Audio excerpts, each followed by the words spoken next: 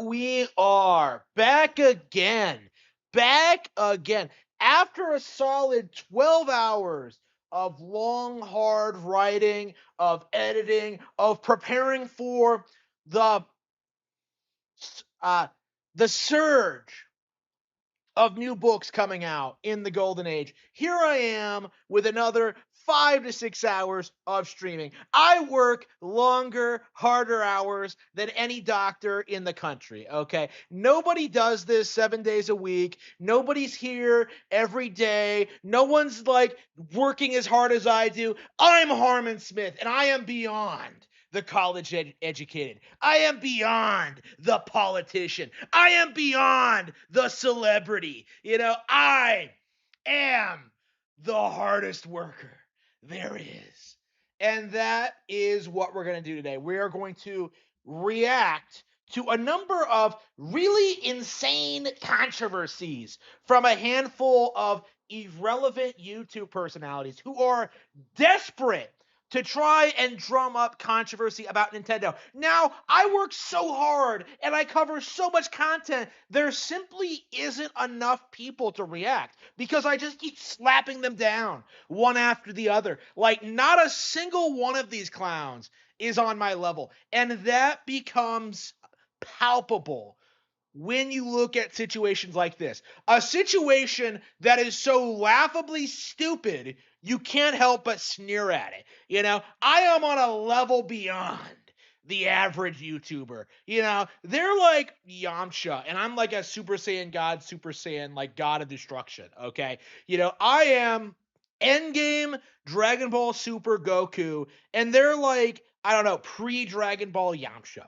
Okay, they're on like pre-Roshi training, Desert Bandit, having sex with a shape-shifting flying cat Yamcha. Okay, like that is how far beyond I am compared to the average Nintendo YouTuber. And today we are going to talk about the cringiest, most insane, most delusional hot take we have seen since I started doing regular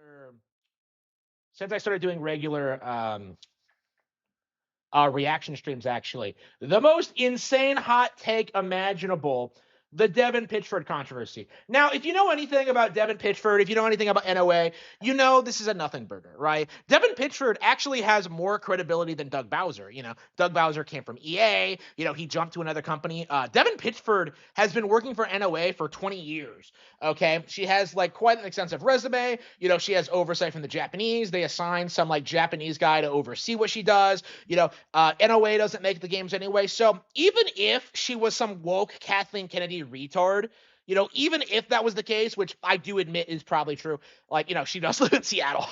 They are based in Seattle. Like, they don't really have the capacity to like make these kind of decisions. The idea that like Nintendo of America has the ability to like sabotage Japanese games and ruin them is just so laughably off base and stupid. If you played Xenoblade Chronicles 3, you would know that's like probably one of the most red-pilled games ever made. Like if you played like Fire Emblem Three Houses, like extremely base game. If you've played like any Nintendo game in the past 10 years, you would know that this has been going on for a long time, okay?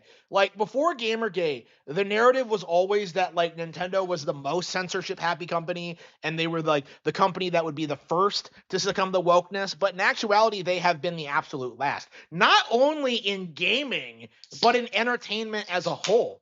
Like it is shocking how little like of wokeness really how little presence it has on Nintendo hardware. Like you have guys complaining about like logos and like gender A and B, while like the Last of Us Part 2 has like a lesbian romance.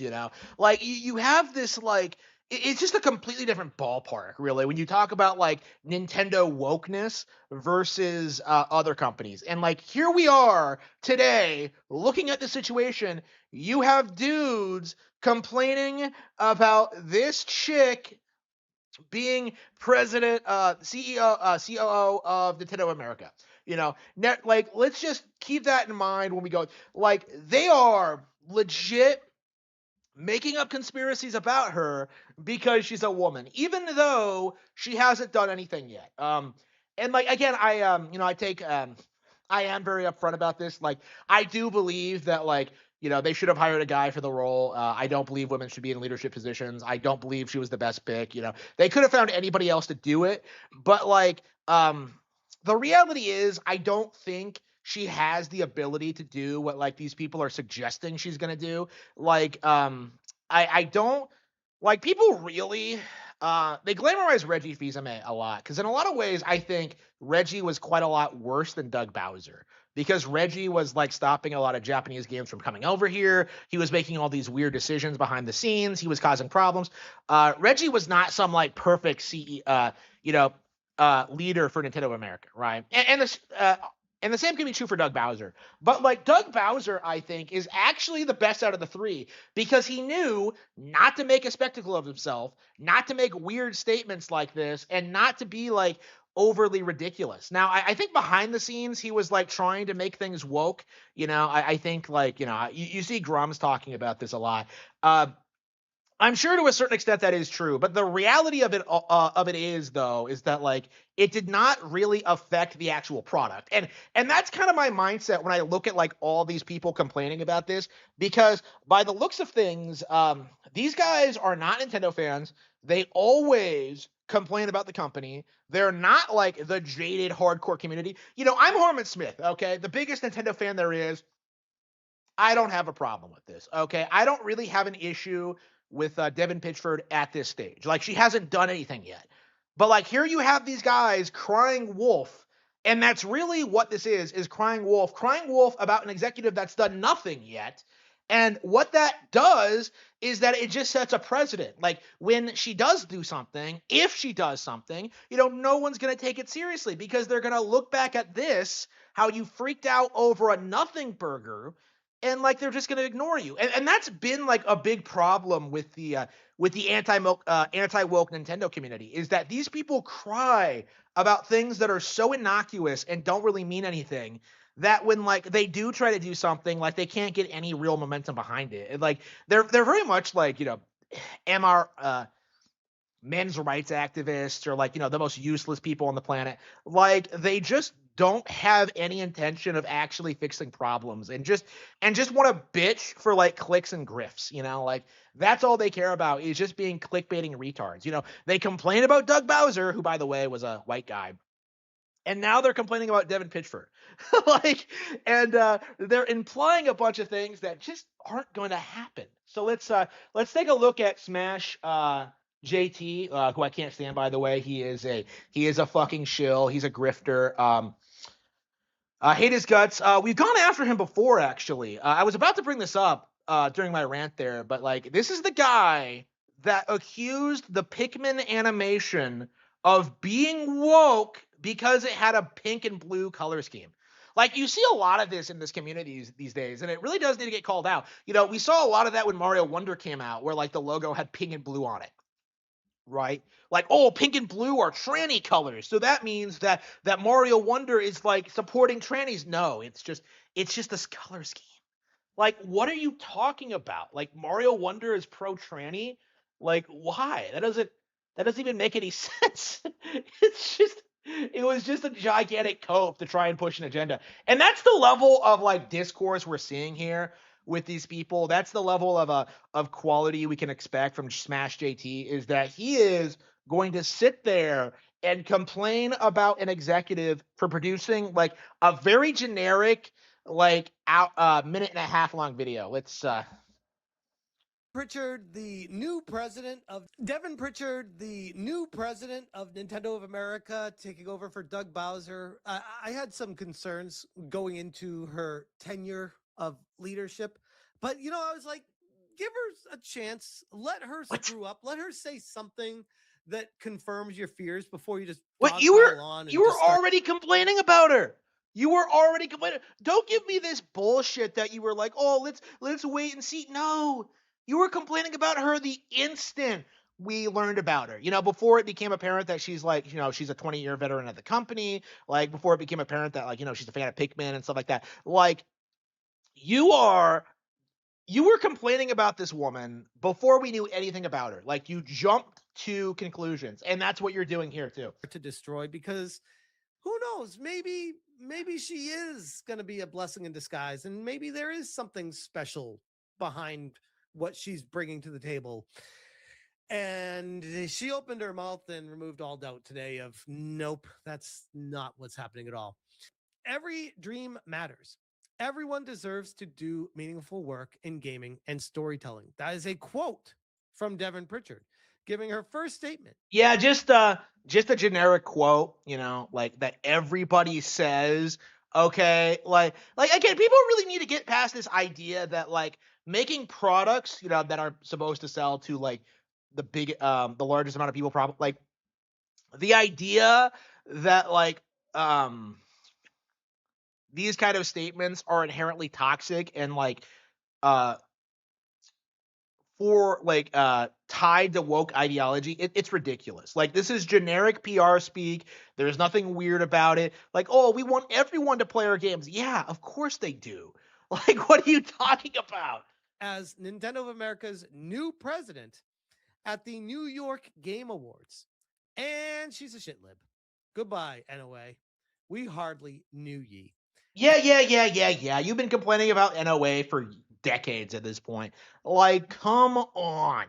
Like, I can like I tell you for a fact that like pretty much all the complaints I hear personally about NOA aren't true at all. Like the whole censorship allegations, like their business practices. Like you just see like so much coping and seething about this branch of the company, and there's not really anything to really indicate that anything these people are saying is real. It's just a giant cope by these terminally online losers. And this is the video of the New York Video Game Awards and the segment of Reggie Fils-Aimé introducing a video of Devin. Devin could not be bothered to fly there, so she just What? made a video. Yeah, because she just started her job as president like a couple of weeks ago. She's not gonna fly out to New York. That's across the country. Seattle to New York. Are you fucking insane? Are you fucking insane? Just for like a minute and a half clip? No, absolutely not. For it. And I couldn't help but think that this is like an old fraternity where they try to build each other up and pat each other on the back the whole way through. And Reggie Fils-Aimé giving his full confidence in her. I couldn't help but think that he's just saying that just to Wait, so like okay, so I was not aware of this. I didn't know Reggie was like actually backing her as like the new executive. Like what is this nonsense? Like Reggie like yeah, like he's worked with her before, he knows her, right? Like so like there's not even a real okay. So like the entire narrative going into this was this idea that like oh this is some woke woman who forced herself in there and she doesn't know anything about games. Like everything I've seen doesn't seem to indicate that at all. She's a 20-year veteran of the company. She worked on like I believe she worked on like Paper Mario and the Thousand Year Door and stuff like that. I think like she's had a pretty successful tenure there. Like honestly, I like the idea that they promoted someone inside the company as opposed to bringing in like, Doug Bowser. Um I don't really see anything wrong with this. Like I don't understand like Smash GT sitting there, shit sitting there and trying to like make this out to be some conspiracies that like, oh yeah, like Reggie's an activist and he's working to make Nintendo woke. Like he's a black guy and he's doing like who cares? just to be in tight with all these people and still, rub shoulders with all the brass in the industry still, even if he's moved on and retired from it. So let's hear it. The retired president and COO of Nintendo of America, Reggie Fils-Aimé. Reggie. Harold, thank you so much. I have to tell you, I am on so Bet. many boards now that sometimes it feels that I haven't even retired. I mean, I spend more time on boards than Tony Hawk does now. Oh, Something a wow. lot of people don't know or remember about Reggie Fils-Aimé is he was actually brought on the board of GameStop before the meme craze of GameStop. He must have made so much money because he started at the perfect time, probably got a load of stock options and cashed out and moved on from that.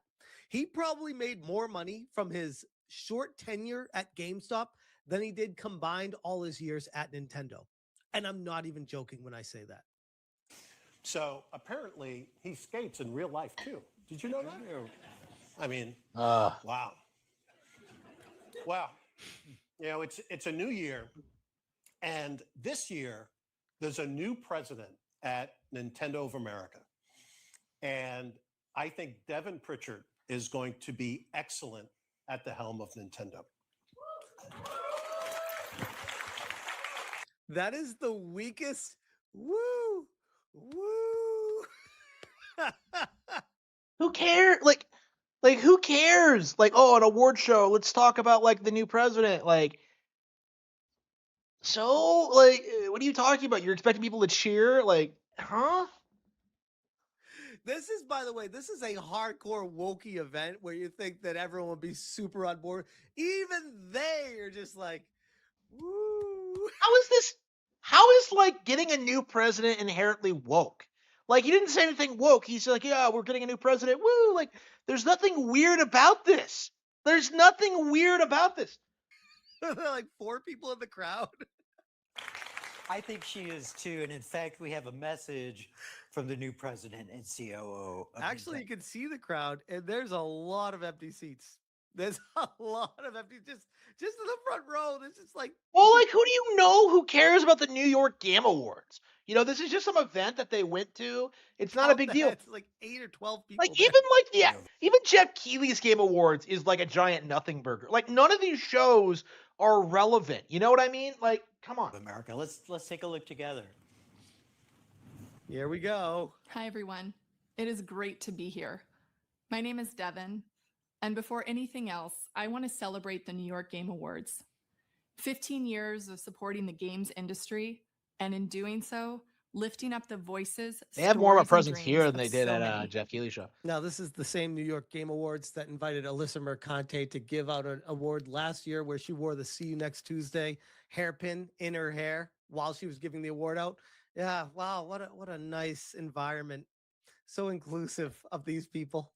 This show connects people who are united by a shared belief that every dream matters and that everyone deserves a chance to do meaningful and creative work in games and storytelling. That sure does not sound like a gamer to me.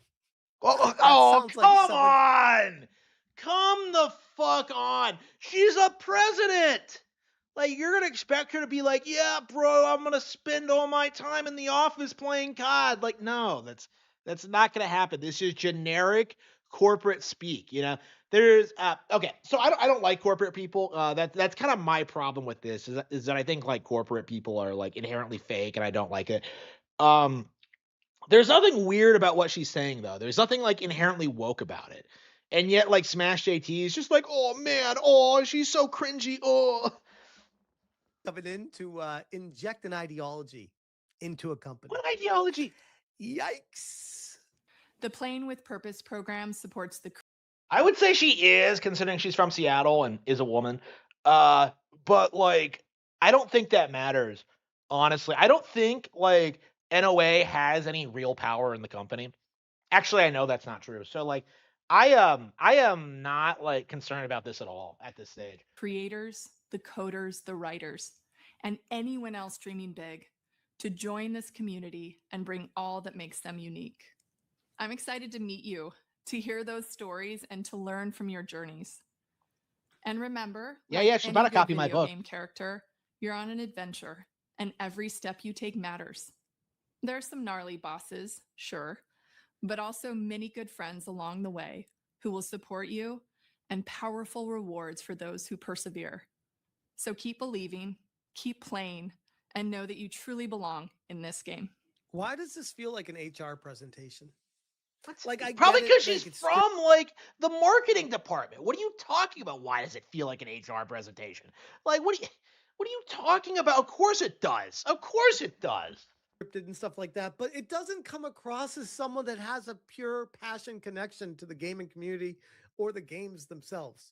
This strikes Well, me like, as okay, so like, here's my thing about this. Here's the problem I have with this, because I technically do agree with Smash JT, where like, I don't trust her, and I don't trust her political opinions, and I'm sure she sucks, But like at the same time, like, Smash JT is not a gamer, okay? Like, he's doing the exact same thing he's accusing her of doing, of being this political activist who's trying to undermine it. Like, he's basically just projecting here. Like, he doesn't give a shit about Nintendo. He doesn't care about the games or like the community. Like, I know he doesn't because I never see him around. This guy is a complete poser. It's just like, come on. someone that got put in that place to push an ideology and an agenda. Like, straight up. There's zero passion here. And the words that are being used are the same words you hear from the World Economic Forum, the same that gets pushed from BlackRock and Vanguard. The inclusivity, gaming is so diverse. What? This is your first time to make an impact. That's what you say. That's how you approach it. That you're in charge of one of the biggest video game companies on the planet, but okay. if not the biggest. And that's how you introduce yourself. Oof. Oof. Oof. So yeah, he's spurging out about a minute and a half long clip, like accusing her of saying something that she didn't actually say. She didn't actually use the word diversity, did she? Yeah, the ambulance changer. Yeah, that's becoming like a big problem in this community. I think is that, like, I would say everybody like is just a grifter at this point. Like, we're not in the 2014 period where it's like, the hell is that? We're not in the 2016 period where it's like, a grassroots movement where people are just getting started, and it's like genuine issues with the with the with the gaming community. It is people like this who are just sitting there like complaining incessantly about like the most fringe, ridiculous statements imaginable. Like, there's nothing she said there that was like in any way threatening or like in any way suggestive of like, pushing like a woke agenda. Like, it was just some generic PR statement, right? Like, it's ridiculous that he's like trying to make this out to be something it's not. And like, I think that needs to be called out. But There's the 12 stop. And when she's talking about gnarly bosses, she wasn't talking about me when she worked for her. That's oh no. You know what's interesting about that? There's no mention of her working on the legal team and the lawsuits and going against the ROM sites 7 years ago when she was at Nintendo, allegedly being the head of spearheading all that stuff. They're trying to portray the image of her as like, this sweet, kind girl that is she's just here to include everyone. Oh wow! So he's complaining about the lawsuits. Wow, how dare Nintendo protect their brand? Don't let them fool you who she really is. Savion X, belonging. You matter. Everyone deserves a chance. I'll take the Savvy was right again for $5. Thank you. This language is only used by leftists and activists looking to muck things up. DEI was rebranded already, but belonging. Yeah. DEI was rebranded, but like Bridge never took off, and like it's just never going to go back to how it was. Okay, DEI is very specifically dead. It's not coming back. It's never going to recover. Like, honestly, at this point, you just have to have like the current generation grow up and just kind of eliminate all these policies. We're in the process of doing that. Okay, it's going to take a long time to get rid of all of it, but like, the ball has definitely gotten rolling on this. So like this idea that like, oh no, they rebranded it to Bridge, and that's somehow going to, like, no, that's not going to work. Was a big part of things, and it was part of Bridge. I'd like to point out, though the New York Game Awards board has a Catherine Soros on it, She married into the Soros family. Yes, that one. Wow. That is literally evil. But the whole thing pushes DEI and has many who have pushed DEI in other ways. Nintendo is absolutely hecked. Glad Pokemon broke my heart already. Most common diversity, equity, and inclusion acronyms. There you go. Bridge membership. Bridge is an acronym for belonging, representation, inclusion, diversity. The G is the gap, and the E is for equity. Yeah, Wow. so she didn't bring up DEI, she didn't bring up bridge. It was just some generic statement, and like we're supposed to believe this is like some like major deal. Like unbelievable. It's as cheesy as I expected. And this is quote tweeting Culture Crave saying Devin Pritchard gives her first public statement as the Nintendo of America's new president at the New York Game Awards. Every dream matters. Everyone deserves to do meaningful work in the gaming and storytelling. This is Nintendo Life. I'm excited to meet you.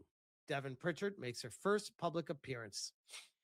And this is I'm not going to go through this whole thing, but this is the PR spin that we're starting to get from the wokey outlets like Nintendo Life, where they try their best to spin it as a positive.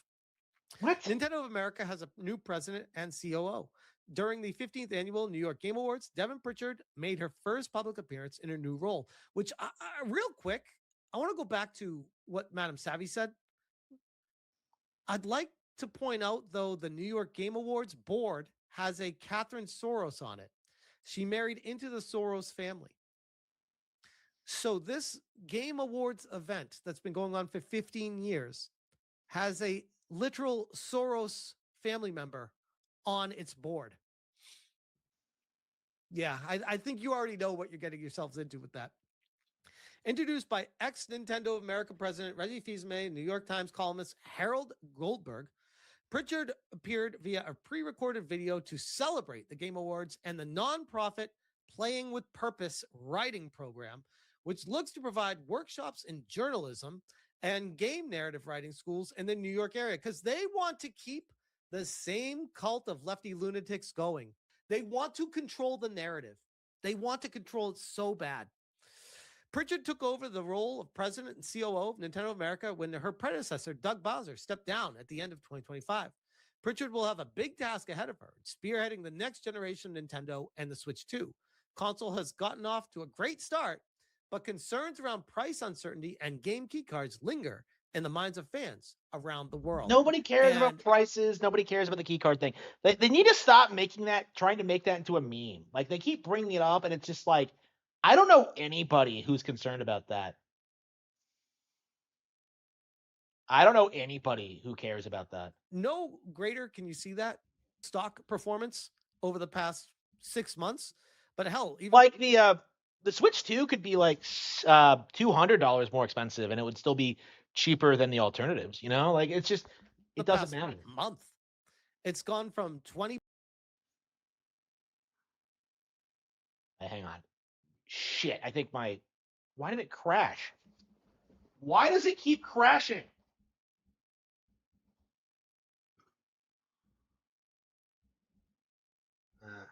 Bucks to $16. That's a around the world. And no greater can you see that stock performance over the past 6 months. But hell, even the past 6 months. Oh, what's that little spike there? Is it bouncing upward? Does your narrative not match with reality? Like, what happened 6 months ago, Smash JT? Did they release a new console? Like, what a fucking retard. It's gone from $20 to $16. That's a 20% drop in the span of 30 days, and is looking to keep dropping. And it's not great. This was all-time highs. It was hitting almost $25, and it's now down to 16. So we're going almost 35% down from the peak just a few months ago. And this is with the Nintendo Switch 2 launching, having the games out, off to a great start. You idiot. Like it hit the all-time high because of the Switch 2 launching. It's going back down to normal levels. The cost of goods and the cost of RAM, memory, and CPU, retard. GPUs, all What the a equipment going retard. into the Nintendo Switch 2 is going to be a very challenging point of contention for her. And this was back in the end of December 2025 feature. Who is Devin Pritchard? Meet the next NOA president stepping into Bowser's boots. Dug in deep. So this talks about who she is working at Nintendo for the years that she led up to it, but it doesn't talk about anything regarding the legal aspect when she used to work on the law teams there. They talk about how she worked in marketing. Everywhere you look, business affairs, marketing, public publisher relations sectors. Wow, it's almost like NOA is primarily a marketing firm. Whoa. Doesn't say anything about legal. It's very strange. Very strange. Almost like they're trying their best to hide the fact that she is a lawyer and she was somebody that was proactively trying to take down the ROM sites. Now she's just this nice, humble girl. So yeah, he's an advocate for the fucking ROMs. Okay, what a fucking retard. Okay, like again, anybody who like advocates for ROMs needs to be just dismissed outright. That is just ridiculous. That's just in charge of Nintendo of America. Oh, at the end of the day, she's a hardcore lefty lunatic wokey trying to pretend that she is having the best interests for gamers at heart. But in reality, no, I don't need to see any more. It took a 60-second pre-recorded message for me to be like, yep, all my fears are confirmed. This is exactly who we thought we were dealing with. And it looks to me what a cryptic like Nintendo retard. What is a going to have a rough go of it over the next. Keep this in mind when they started that when the next Nintendo Direct hits and they started announcing all their big games of the year. Like, oh man, Nintendo's totally gonna struggle. Oh, bankrupt since 1889. I've never seen a company fail this hard. What an idiot. Few years.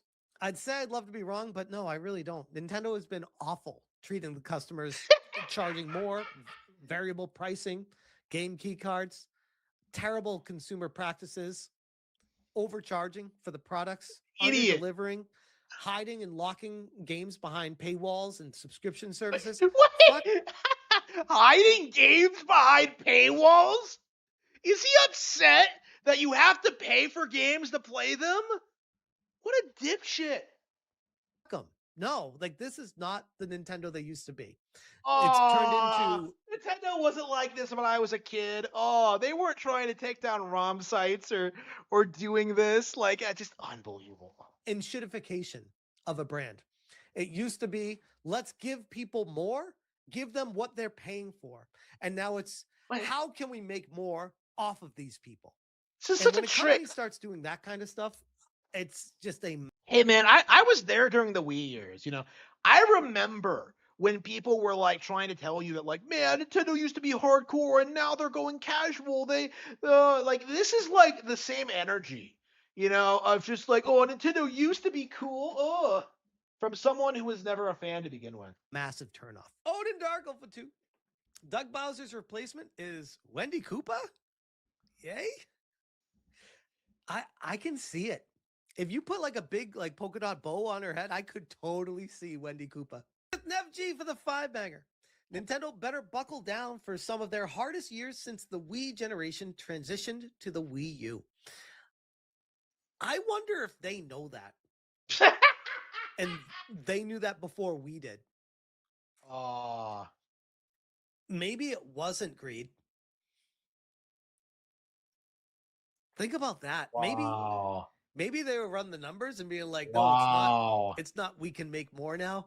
It's we need to charge more because we're fucked.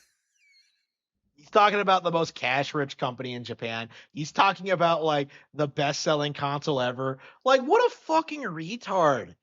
Like, what is this mindset? Like, they really think Nintendo's like 1 year away from failure when in actuality they could like...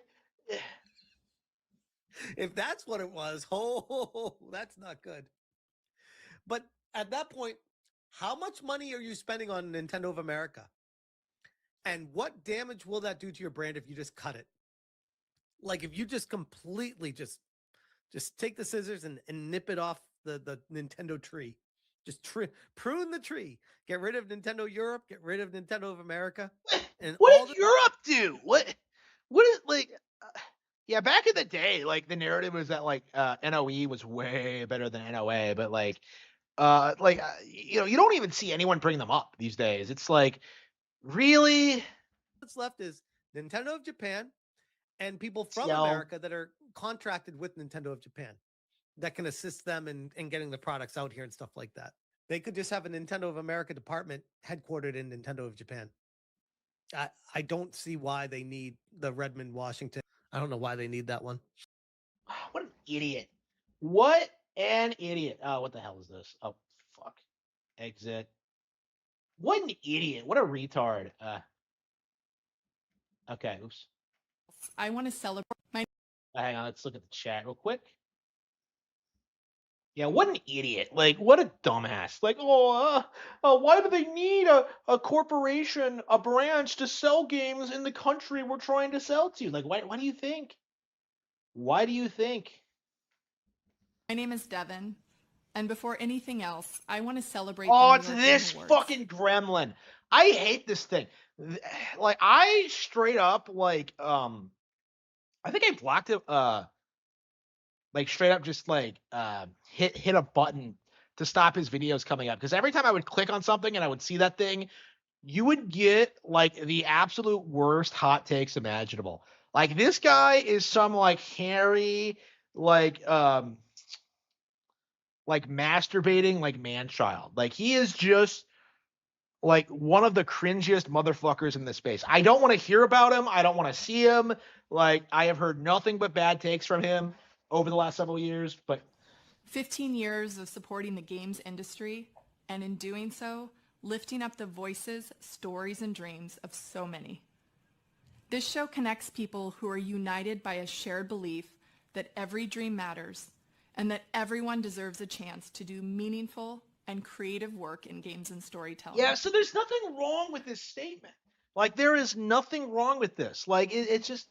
The Playing with Purpose program supports the creators, the coders, the writers, and anyone else dreaming big to join this community and bring all that makes them unique. I'm excited to meet you, to hear those stories, and to learn from your journeys. And remember, like any good video game character, you're on an adventure, and every step you take matters. There are some gnarly bosses, sure, but also many good friends along the way who will support you, and powerful rewards for those who persevere. So keep believing, keep playing, and know that you truly belong in this game. Just call me a slur. Like, please, I beg you, just call me a slur. I mean, you don't have to tell me I would twice. have more respect, and I would appreciate you more if you actually looked at me with disgust and contempt, like many of the community managers from the gaming industry look at the customers. Just call me a bigot, call me a racist, call me a white supremacist. Just do that, and I would have more respect than whatever the fuck that. What is this accent? Like, Raging Golden Eagle is like this too. Like, these guys have like the goofiest fucking accents. Like, you can never, like, you have no idea where they're from. Like, it's just... That was. Look, as a gamer, when I see a woman smiling, I know she's not a gamer. Like, already I smell... Oh, come on. Come on. Girls don't play games. Oh, no girls allowed. Oh, there's no women in this space. Oh, we're all incels in this sphere. Oh, like, it's just like, what are you talking about? Girls play games. Like, again, this is the problem that a lot of these people have, is that they really look at, like, these kind of like activists and these liberals, and they kind of apply it to, like, general audiences, because, like, of course there are female players, of course there are people, women who like this stuff, of course there's like a female audience, like, of course they exist, right?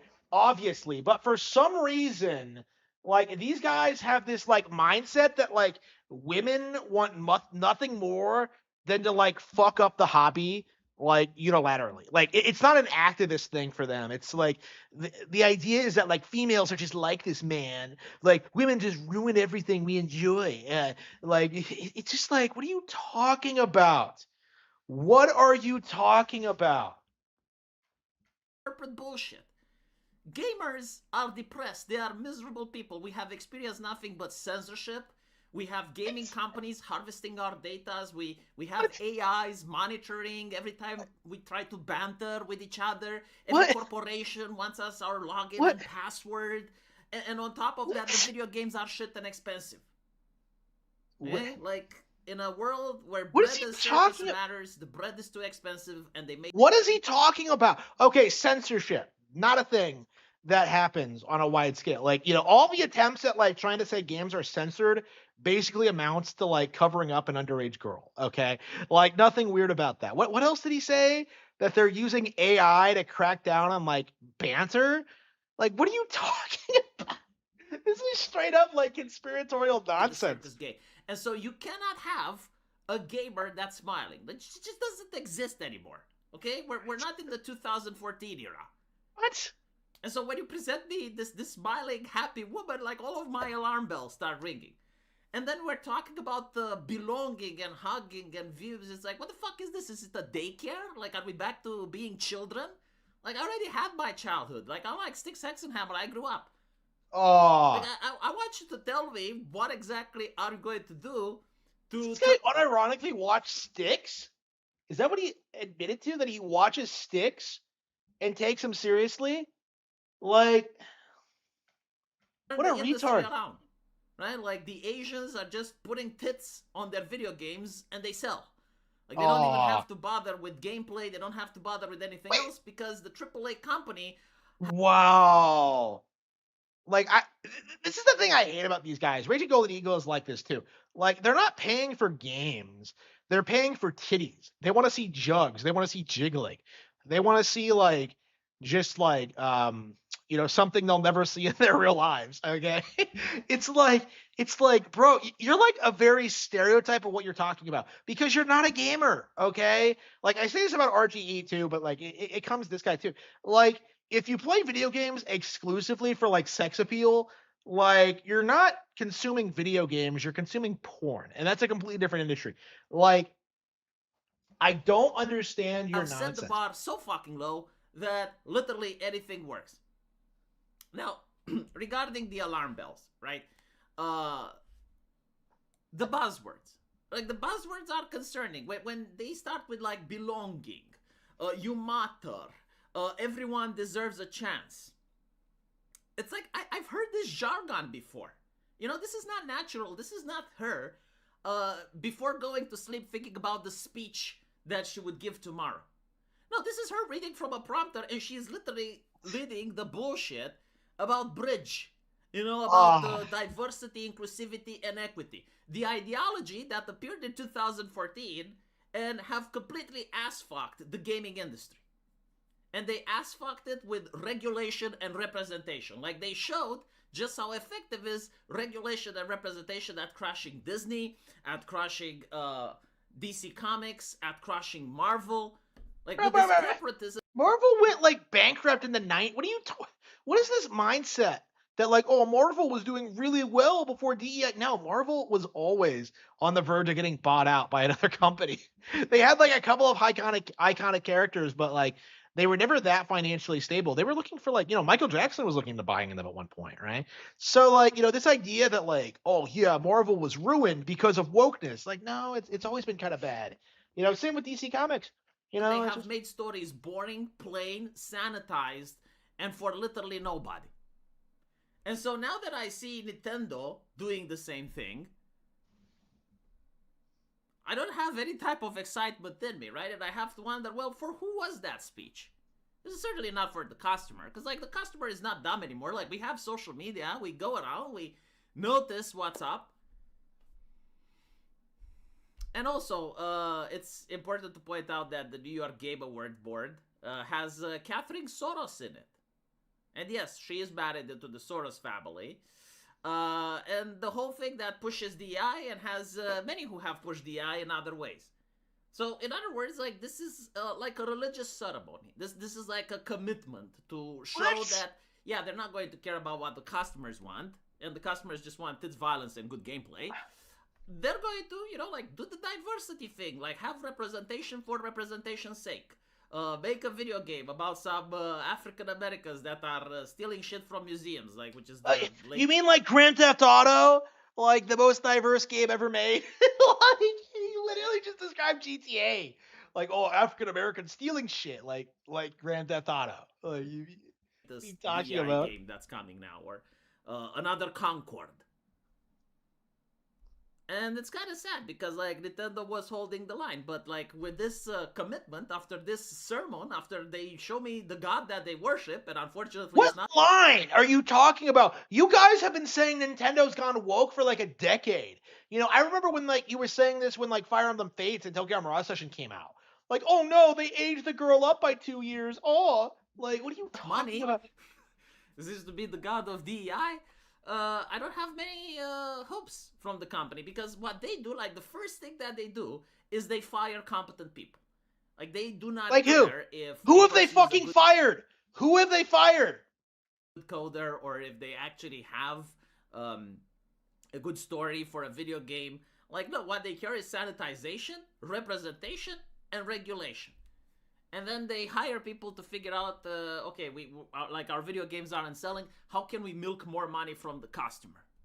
Oh, you can harvest their data. Oh, you can make deals with AI companies so that the AI can. When has harvest, Nintendo done anything like that? Whatever people are chatting online, install facial recognition. What's he talking about? And on top of that, have marketplaces, DLC. What does this have to do with If Nintendo? you pay $120, you can play the game 4 days before release. Those types of shady tactics. What?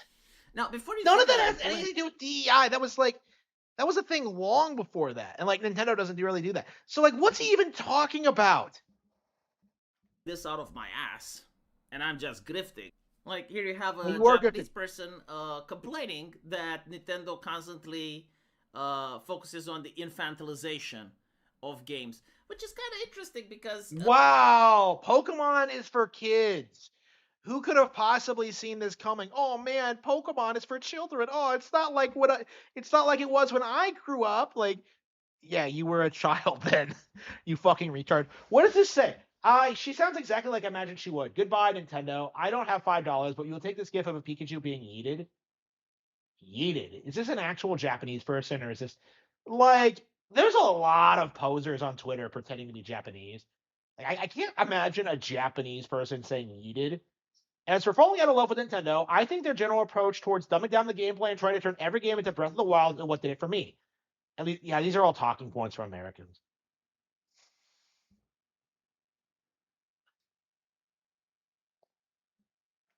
Nintendo was and kind of is the type of company that focuses on entertaining children, but like you would think certain IPs could actually benefit from a more teenage-oriented mindset rather than Oh, infantilization. come on. Wait, what's he talking about? Teenage type, which is kind of interesting because Nintendo was and kind of is the type of company that focuses on entertaining children, but like you would think certain IPs could actually benefit from a more teenage-oriented mindset rather. What are you talking about? They have Fire Emblem, they have Xenoblade. You know, Zelda's more teen-oriented, like Metroid. What are you talking about?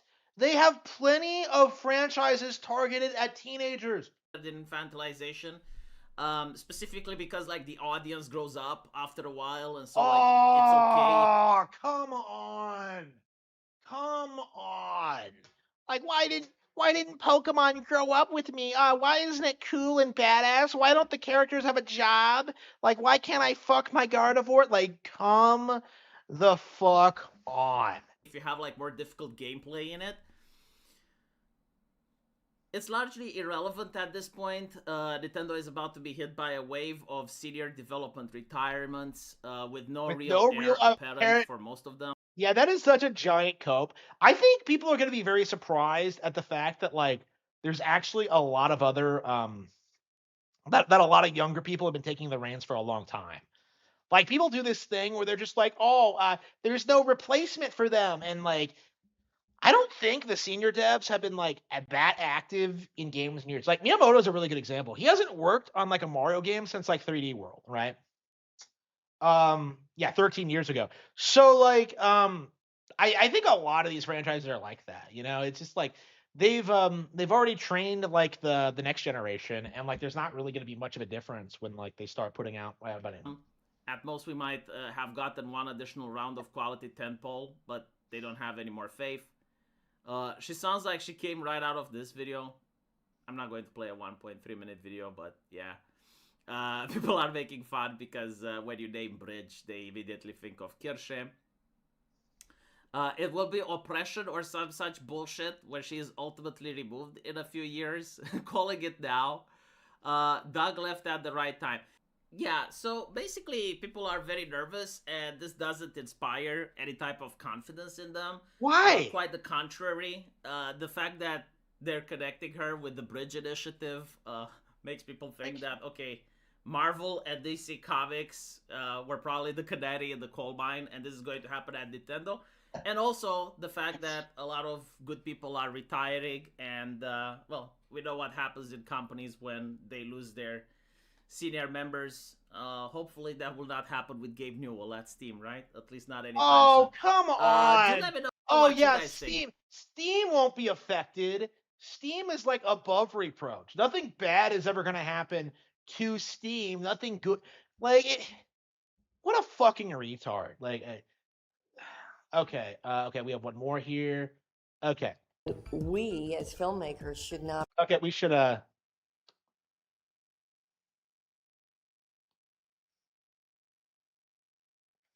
yeah, it's cringe. Yeah. Like, I don't even know what people mean when they say that. Like, Nintendo should go back to how they used to be. Like, they still make games. What do you like? Again, it's very interesting when you see like, stories from back in the day. One of the things I've been told, like there wasn't a lot of Nintendo merch out there, right? Mario was way bigger than like Batman or Superman or any of that shit, and you couldn't go out and like get a Mario toy, right? That's not true today. I actually bought a bunch of stuff on the Nintendo Store app. Actually, they have a lot of really cool, unique, exclusive merch now, and I think it's going to expand going forward. Kirishima was talking about this when he was president, about how they were going to like start producing like more Nintendo themed clothes and stuff like that. Um, yeah, and that initiative finally seems to have taken off. They seem to have like, set up their store, and like they're selling things and shipping it out. I got some things coming that I'm really excited to show off. But like yeah, it's like you're telling me you want to go back to the 90s when people would like harass you for playing Nintendo, how they would like scream at you about how Final Fantasy VII was better, about how Pokemon was a fad. You want to go back to like people like screaming like blast processing at you if you try to talk about how much you like Mario World. Like, you really want to go back to that period? Like this like that is like the worst kind of nostalgia bait, I feel like. The idea that like the mythological Nintendo of the past, where they were like in complete control of the gaming industry and that like everything was perfect, like it didn't exist. Okay, it never did. You know what came out in the 90s? The Virtua Boy. You know what they did in the 90s? They pushed out Gunpei Yokoi. Because of its failure. Like one of their guys who like invented the D-pad, was behind like Metroid and Kid Icarus, like the Wario Land games, I believe. Like this guy was huge, and they kicked him out. To take the fall for that. So like, yeah, it's like you want to go back to that period, like really Be the ones providing those boundaries. We should just tell the stories, and they should be open to a wide variety of, not only gender but ethnicity. And that's another thing that we're really working to do, is to make. So yeah, that's the thing about like Devin Pritchford that makes her different than that Kathleen Kennedy. She didn't bring race or like gender into it. She just gave some like generic statement that like she wanted it to be for everyone. And there's nothing really weird about it. Like Kathleen Kennedy's problem is that like she very specifically makes creative decisions to push diversity, and that's not something that like Devin Pritchford is in a position to do. We as filmmakers should not be the ones providing those boundaries. We should just tell the stories, and they should be open to a wide variety of, not only gender but ethnicity. And that's another thing that we're really working to do, is to make the casting reflect society on a much more equal basis. Somehow, Kathleen Kennedy returned. Not literally Kathleen Kennedy, but the idea, the legacy that Kathleen Kennedy left behind. Yeah, what a retard. So, like, you're going to tell me that Devin Pritchford is somehow going to tank, like, the biggest IP in the world and make it completely obsolete in, like, less than a decade? That's not going to fucking happen. Like, Nintendo of America doesn't even have that much influence over the Pokemon Company.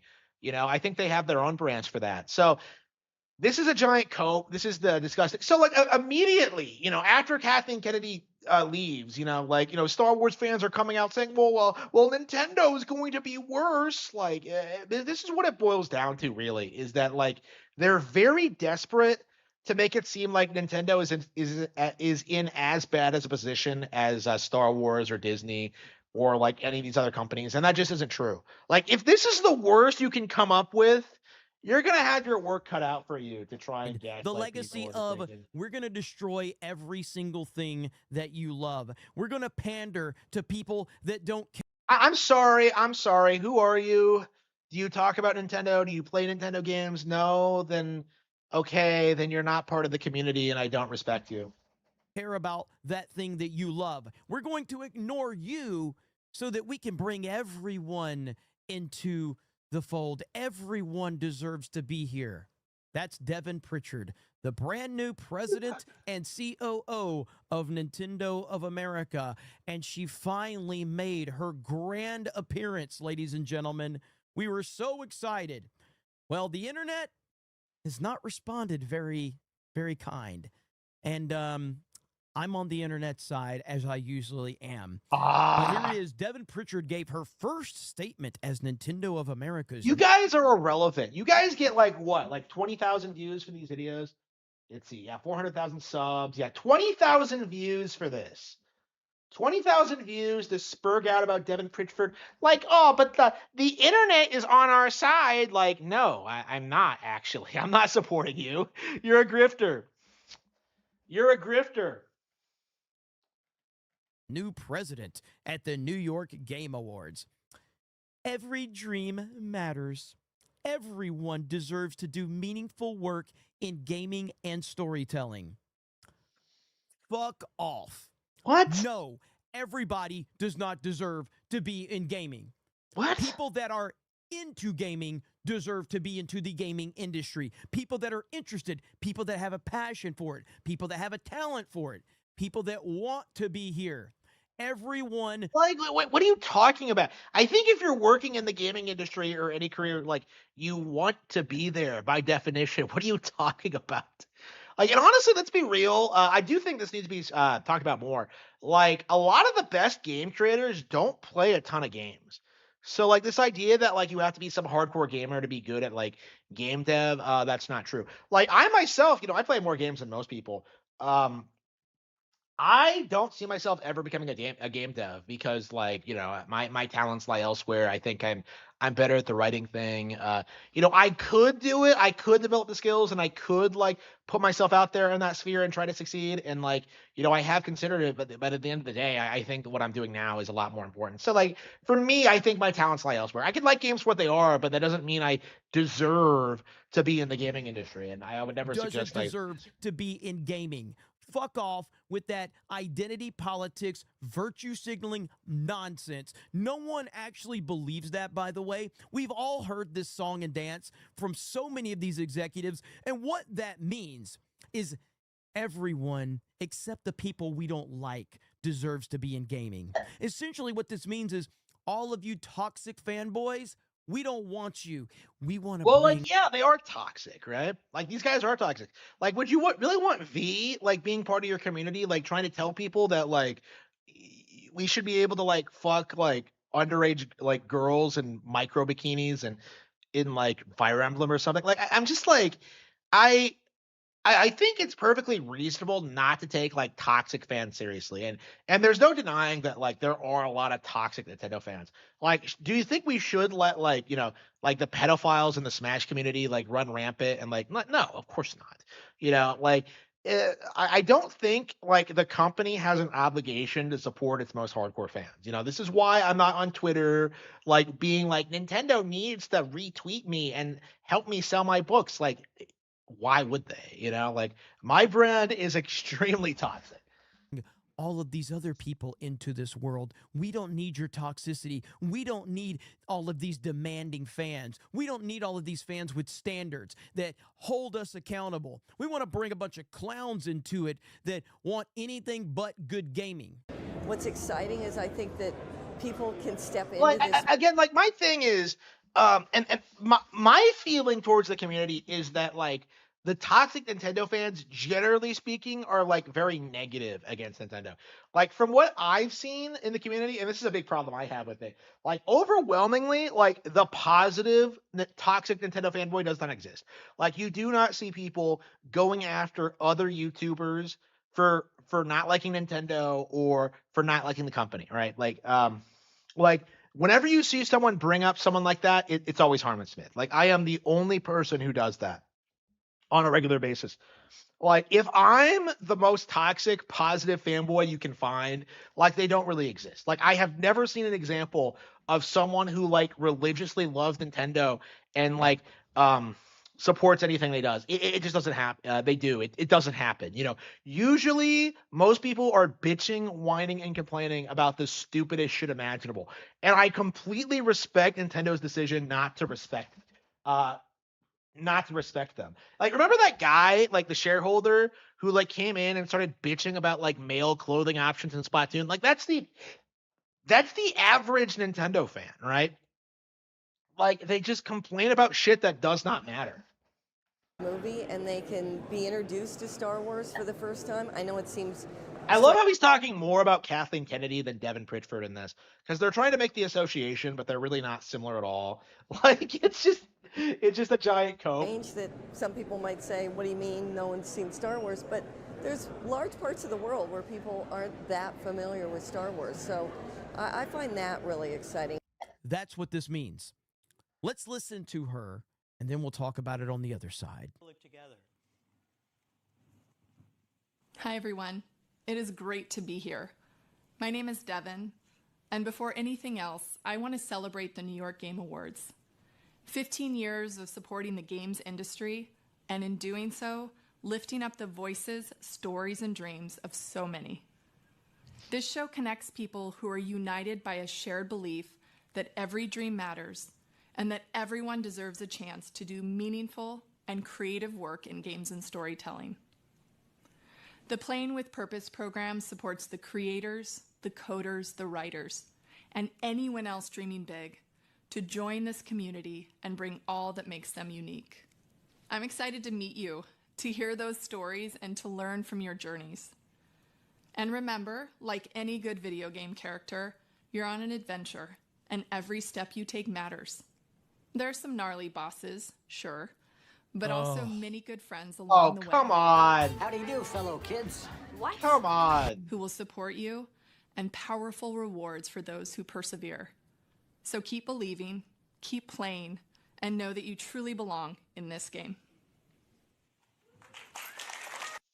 You know what this Right. reminds me of? This reminds me of X-Play. You know, back in the day, like people would write in like saying that Morgan wasn't a gamer and that girls don't play games, and it was all just like this really retarded shit. Like, but Adam was legit. Adam plays games. Adam does this.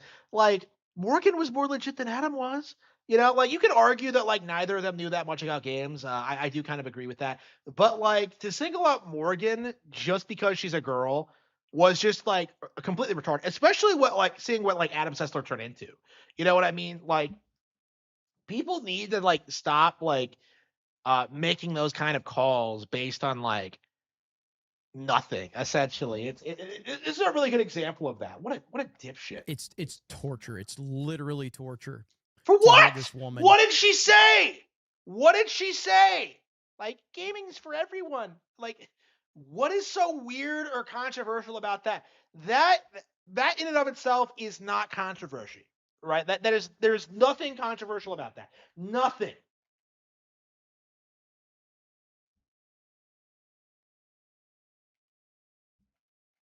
Talk about shit that she does not believe in and use the coded language of everyone. Oh, you know I'm going woke. I'm the most woke motherfucker imaginable. I see right through this guy. I know exactly what he is. He's a misogynist. He's an incel. Like, they're all like this. They're And we all want every they all like get together and they have masturbation parties with Raging Golden Eagle where they all watch underage lolicon hentai. Like this is the average internet incel. everyone. No, we don't. Nobody. No industry needs everyone. The industry needs the people that care about it. I mean, it needs consumers, right? Like I think that's what she's saying is that she wants people to play the games. Like it's not some giant conspiracy. Is everyone bullshit? We're sick of this. We're sick of your coded language garbage.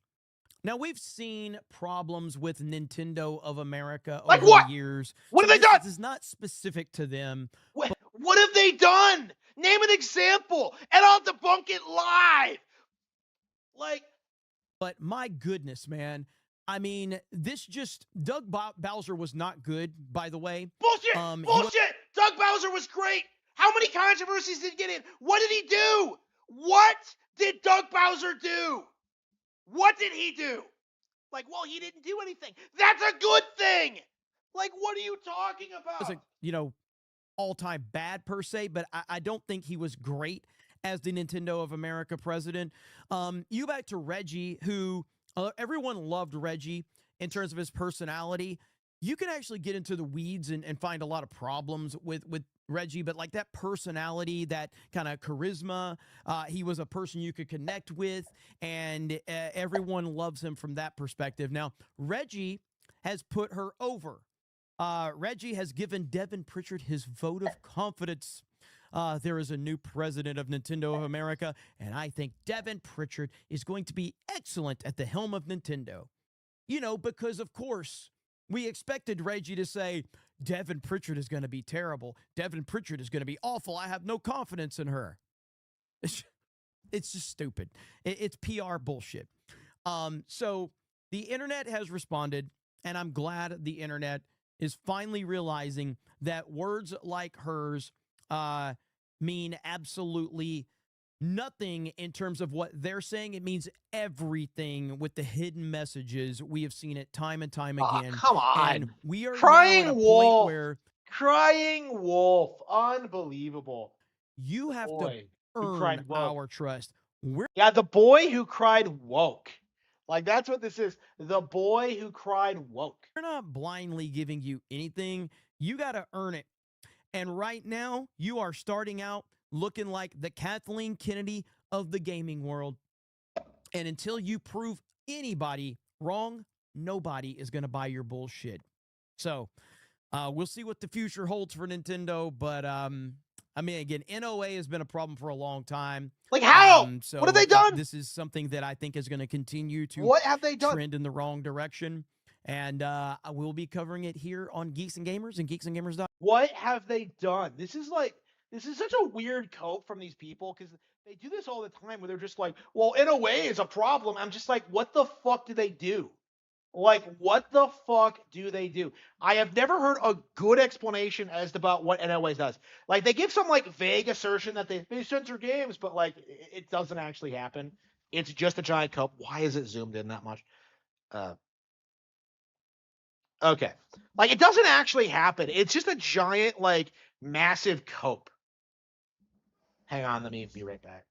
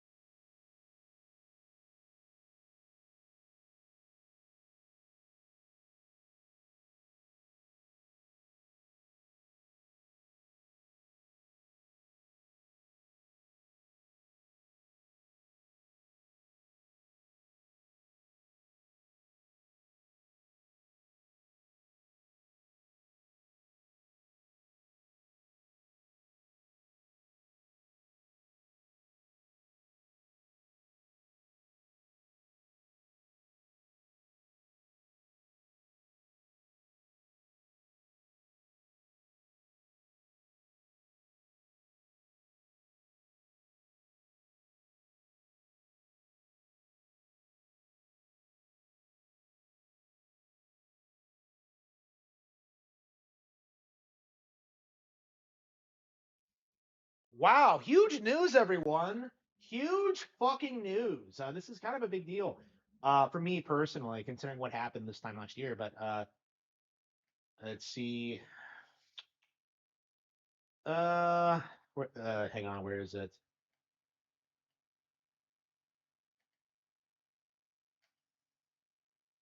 Yeah, I saw it on my phone and I just there we go. Okay. All right, a new update is rolling out into Donkey Kong Country Returns HD. So this game that a lot of people spurred out about, a bunch of people like tried to damage control and try to downplay. Uh, it's getting an update on Switch 2 that improves the visuals further, adds new features, and I believe yeah, Turbo Tech. Yeah, it has a brand new mode. So much for that narrative that like this game had nothing new to offer and that this wasn't a big deal and that it wasn't a very good visual upgrade. Um, amazing. Amazing. We're definitely going to be checking that out tonight. Really, really looking forward to that. Um, yeah, they've been keeping like Donkey Kong Country Returns very, very relevant. It's very interesting to see that like how well that game's been doing, and versus the narrative because last year like people were like screaming about it, people were like freaking out about it. Yeah, it's a free update. Yeah. So like, yeah, people were like seething about that game when it came out, and here it is with an update like a year later. Like unbelievable. And you just know some people are gonna spurg about it, but like it's gonna get a lot of people back on board with it.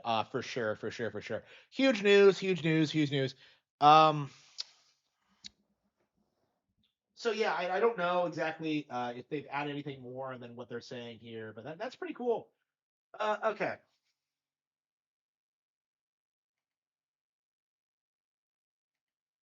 Maybe I should tweet about it. My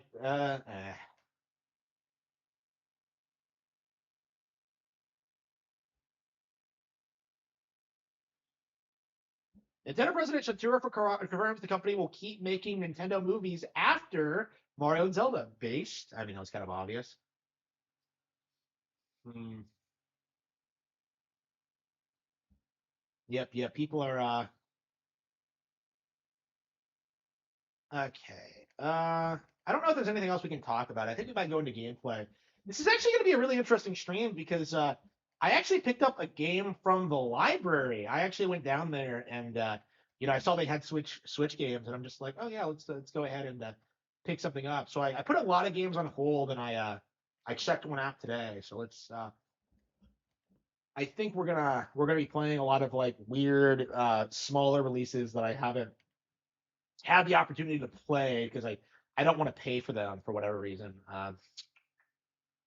Let's see. Okay, here we go. The Duskbloods is perhaps one of From. Okay, here we go. Okay, we might do a. Let's see. Yeah, pro consumer. Yeah, like you weren't gonna see anybody like be excited about this update. Like what you're gonna see is you're gonna see Demish style bitching about how this update should have been a thing like in the original release, even though it's like a Switch 2 thing and like but anyway. The Duskbloods is perhaps one of From Software's most interesting projects, as it's not only shrouded in mystery by a lot of the claims around this game being PvPvE focused, in addition to seeing a Bloodborne-esque world but no full uninterrupted gameplay at this point in time, and we've pretty much been on radio silence for this game since that first trailer back in April of 2025 when it was revealed at the Nintendo Switch 2 Direct. It is also interesting because FromSoft in recent memory has not done console exclusive games, and this is a Nintendo What are published. you talking about? They did Bloodborne. That was a decade ago. That's recent. What are you talking about? Recent memory. If I can remember it, it's recent.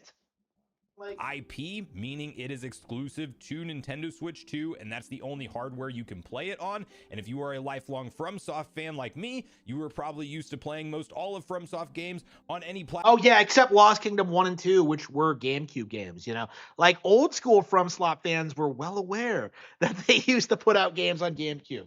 Tenchu came out before Dark Souls. Well, Yeah, like Tenchu Shadow Assassins. It's the Wii one, but platform except for Nintendo. So a very interesting choice there. And no doubt FromSoft will have to do a lot to sell people on potentially getting a brand new piece of console hardware just to play this exclusive game, because that is the kind of core fan base that FromSoft fans are. And in this video, I actually want to break down everything we know about the I think FromSoft fans are too casual to buy a Switch 2, honestly. Like, I don't think a lot of them will. I think a lot of them will just beg for, like, a casual PC version that, like, nerfs the difficulty. Duskblood so far, because it might be more than you think, with a detailed interview from Mr. Miyazaki himself being available online, not to mention some more interesting leaked details that have come out about this game since the official unveiling from a very reliable source that accurately come on, leaked so it's a Elden nothing Ring burger? information prior to its official release. And so we not only have a clearer picture than you might imagine of what the gameplay loop looks like for Duskbloods due to the interview and some details, we also know it's not just a throwaway project or something that is a side back burner type of one-off, let's do it as a Nintendo exclusive, throw it out there and see what happens, because one, Mr. Miyazaki himself is at the helm. Two, some of the information we're going over suggests that this has been in prototype and development since 2019, back in the Sekiro era, if you can believe that. And in turn, it's had one of the longest internal development cycles of all time. And so in my personal opinion, there's actually a lot of reason to be excited about this game, or at least cautiously optimistic. And I also want to close out with the fact that we probably know when we're seeing this game featured with some kind of updated trailer and even a potential release timeline next. So we're going to break down all of this in great detail. Before we do, make sure you like, subscribe, and turn on your bell notification to join Sunbro Nation if you're new here. And I will have timestamps down below for every point in the video, but I want to kick it off with reading through a number of different important pieces of information that Mr. Miyazaki put out there himself in reference to how the gameplay loop works in the Duskbloods, because that is one of the biggest questions I see talked about online. What does PvPvE mean? Is this just another Night Rain type of gameplay loop? Is it something entirely different? Is it related to Bloodborne at all? Like, why do they come up with terms like PvE or PvP? Like, it doesn't, like, what are you talking about? Like, it's a single player game or it's a multiplayer game? Which is it? Like, it's such a dumb concept. Like, oh yeah, it's a game where you run around a world with a bunch of different like, how difficult is that to say, really? That, like, other players are in the world with you. It's like, many of those questions are answered here. So I want to first start off at the top of the interview where Miyazaki answers the following question. First of all, please tell us about how this work was released on Nintendo Switch 2. And Mr. Miyazaki replies, I was thinking I might, like, wait for it. I just might, like, get it at the library. You know, I'm curious if this is going to be something that's I can get day one at the library, so I don't have to play it. So I can just bring it home, stream it for a day, call it shit, and then take it back. I'm curious if I could do that. this was a long time ago, but I happened to have a chance to talk with Nintendo. At that time, I talked about an idea that would serve as the prototype for this work. Thanks for the It was follow. more like a rambling delusion of mine than a concrete plan. It was an idea with a different format than the title we had worked on. Mr. Nintendo listened very actively and was interested, and that was the impetus for this project. Keep in mind, this is machine translated, so some things sound a little off, like Mr. Nintendo. I'm pretty sure Mr. Nintendo isn't a person. At first, we started was the Mario development on Man. a small scale as a title for Nintendo Switch. It was at that time when the framework of the game was in sight and the scale of development was about to increase. After hearing about Switch 2, we reorganized the development for that purpose. In order to fully realize the idea of this work, the new hardware, which also focused on online elements, was very attractive. So one of the reasons this game could have been in development so long as well, like we will reference in a later point in the video, could indeed be for the fact that this started out as a Switch 1 project, maybe smaller in scope at that point in time. It started to turn into a much broader project, and they needed more technically advanced hardware to bring their vision to life with it, which is why, while on raw hardware spec levels, you can compare a Switch 2 to something like a PS4 Pro in docked mode, maybe as close as a Series S in terms of performance, and more like a base PS4 in handheld. That is still getting us in the realm of Dark Souls 3 and Bloodborne, and games kind of with that level of visual fidelity, which is kind of what this game looks like to me in terms of the graphical style, which really doesn't have me worried. I feel like that's a good era for Souls games, and it doesn't strike me as a game that you need to worry about performance on the Switch 2 too much so far, but this was moved from Switch 1 to Switch 2 at a certain point in its development.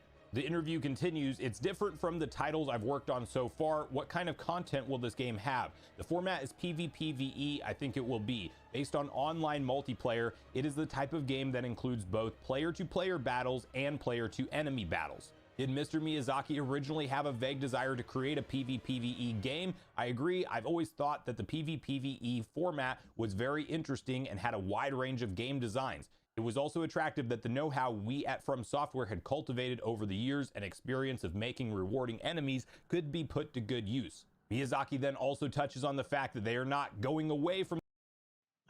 I'm very curious about like how this game is going to turn out, because like it's very interesting that we went from like people worshiping FromSoft and saying that they're the best developer ever to like having this kind of like tepid reception to Duskbloods, and that's what we're seeing now is like kind of this tepid reception, and it's entirely because of the Nintendo exclusivity. Like that's the only reason you're seeing so much like skepticism towards it right now, is very specifically because of that. So anyway, uh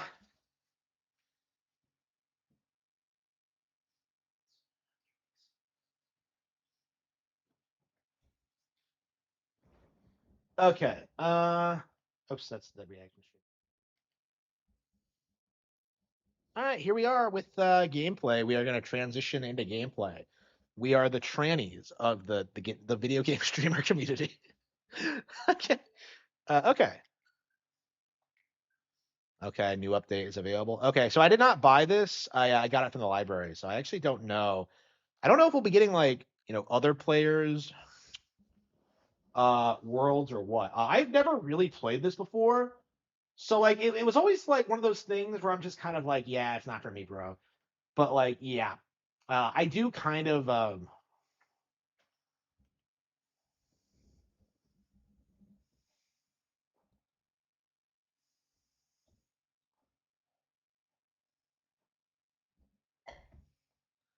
Yeah, it's very interesting considering like how often like kids worship Minecraft as like this huge cultural phenomenon, and I just don't really see it. It didn't become like the next Pokemon or anything, but it's very interesting how like people at the time acted like this was the biggest thing ever. Like this is kind of the game that like people weaponized against the Wii, because like, well, this is the.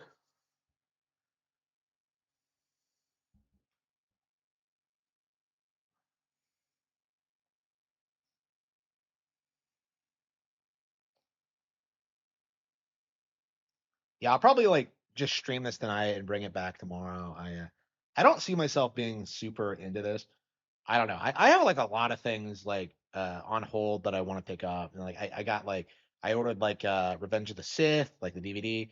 Um I got like Fahrenheit 451 because I don't want to pay for that. The Little Prince I put on hold. And like I got Yakuza 0 and Hyrule Warriors as well. Definitive edition. I don't know. I'm surprised at how good their selection is. Like they you can get some pretty Kino games and some pretty recent ones too. Like I saw that they had like Claire Obscura on there. And I was kind of thinking that like if I had an Xbox, I could just like get it on this and then just like.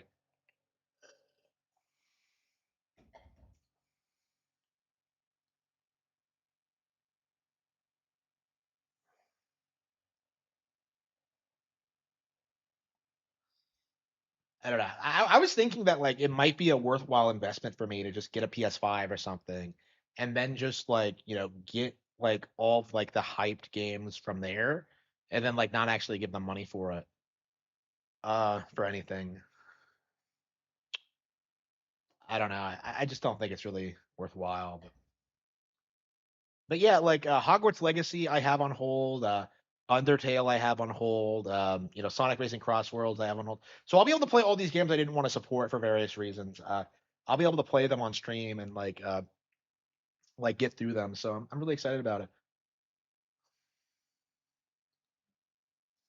Yeah, it's not far from my house, and it's pretty nice there. I sat in their reading room for a bit today, and I read like Legend of the Galactic Heroes, which is awesome. I'm so ecstatic. I'm on volume 3 now, and it's Kino. Like I was kind of apprehensive about reading like the novels and not like watching the anime because I do think the anime is better, but um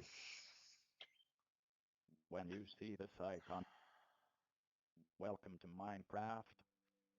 Sign in now button. I don't have an account.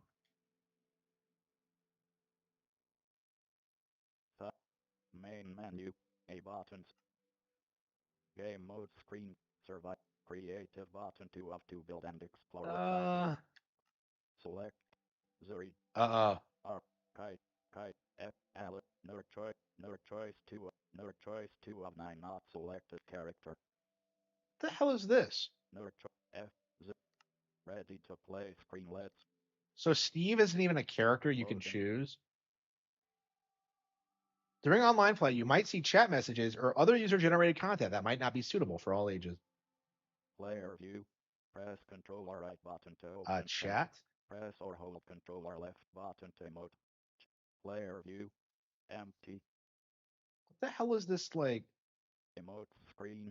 Press X. Code is flapping. Okay, so how do you play Minecraft? I actually have no idea. Yeah, I'm so used to Dragon Quest Builders that I'm just kind of like, okay. So what do I do? Do I build a house or?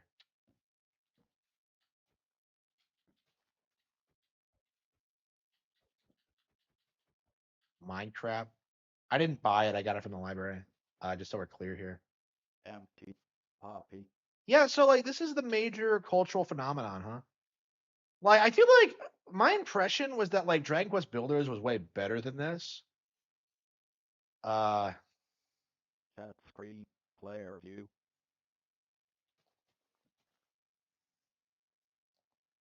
Wood. Okay, so wood. This is wood. I mean, like I never saw the appeal of this. It's just like I don't understand why kids were obsessed with this. Like to me, it felt like it was just streamers like hyping it up because it's always like, oh, look at this crazy thing I made in the game. Hey, what the fuck? Wait, I'm flying? Really?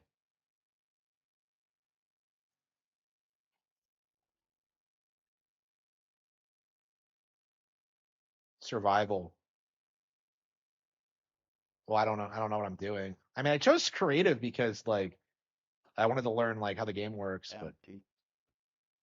but I have never played this.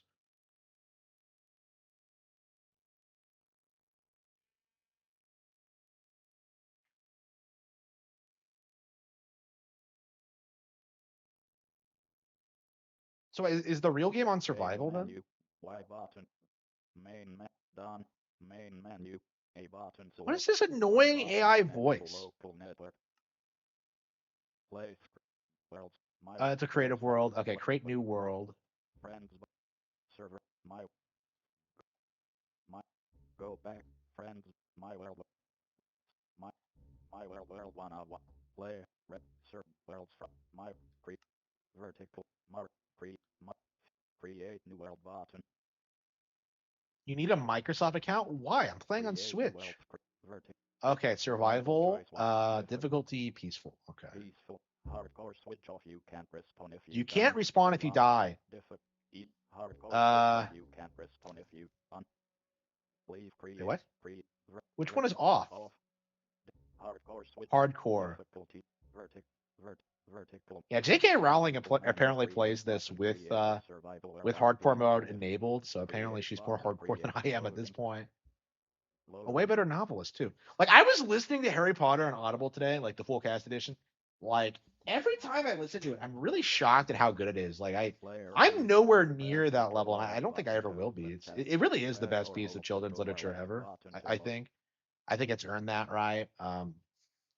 Like fuck Boomer Core, fuck Roald Dahl, fuck like fuck Lord of the Rings, fuck like everything else they bring up. Like people will try and tell you that like Ursula K. Le Guin is better and like just laugh at them if they ever say that. But notification. Wait, deactivate help for the game thinks I'm handicapped? Player view.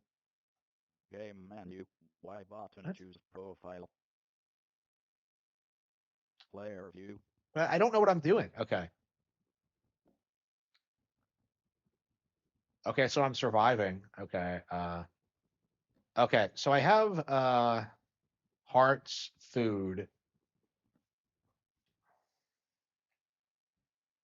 So what do you do in this game? I don't get it. Like Dragon Quest Builders, you're trying to stop the Dark Lord. Like, I don't know. Well, like I said, like Dragon Quest Builders, I think is way better than this.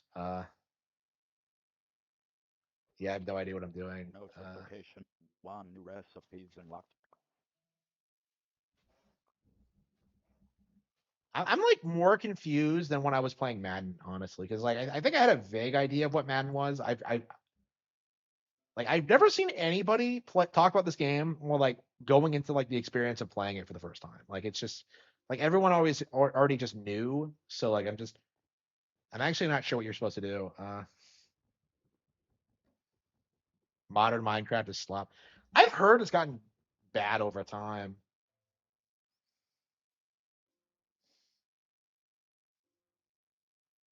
I don't know. Like it's a llama. Can I catch it? Okay.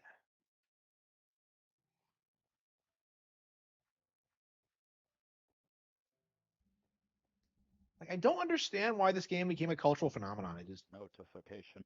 Two new recipes unlocked. I never have.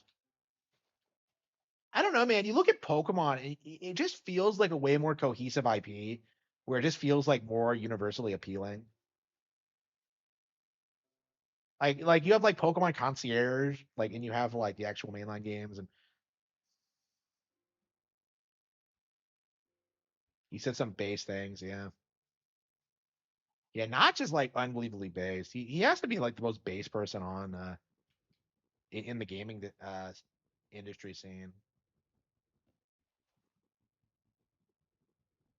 There's no real goal. Then what am I surviving for? Like, what am I doing? I don't get it.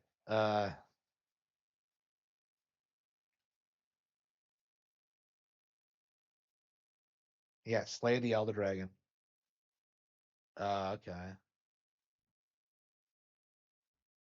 Ender Dragon, not Elder Dragon. Okay. Ender Dragon, like Ender's Game?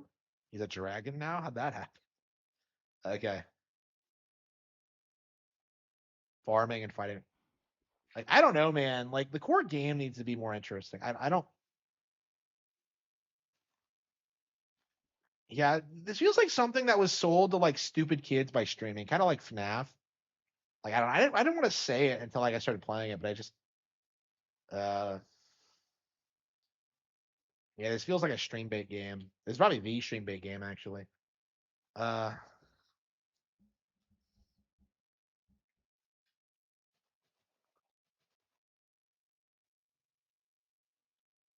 yeah, I've said this before, but like Steve did not deserve to get in Smash Bros.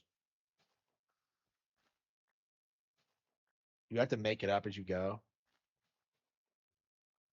I'm a gamer stuck in a game that I wish I was playing something else. Okay, it's a albino llama.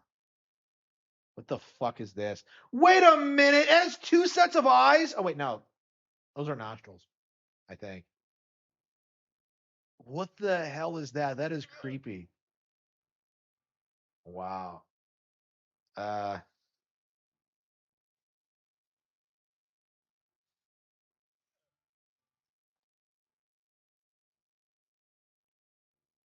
I don't know what I'm doing. Let's see.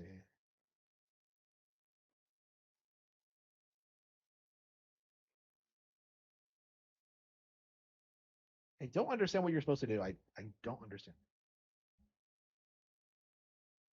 Can I join Game other people's menu. worlds? Player view.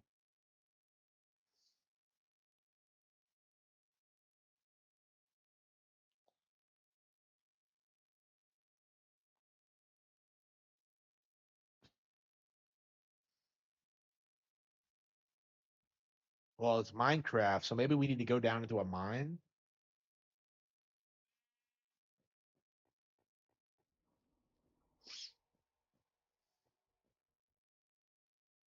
Oh shit! He died. Hard game player view. So you lose everything if you die. Okay. A crafting table. Okay, crafting. Okay. Okay, I see. Okay, so you can craft crafting table. Okay. 4 wood blocks. Okay. Okay. Think we can do that. Getting okay.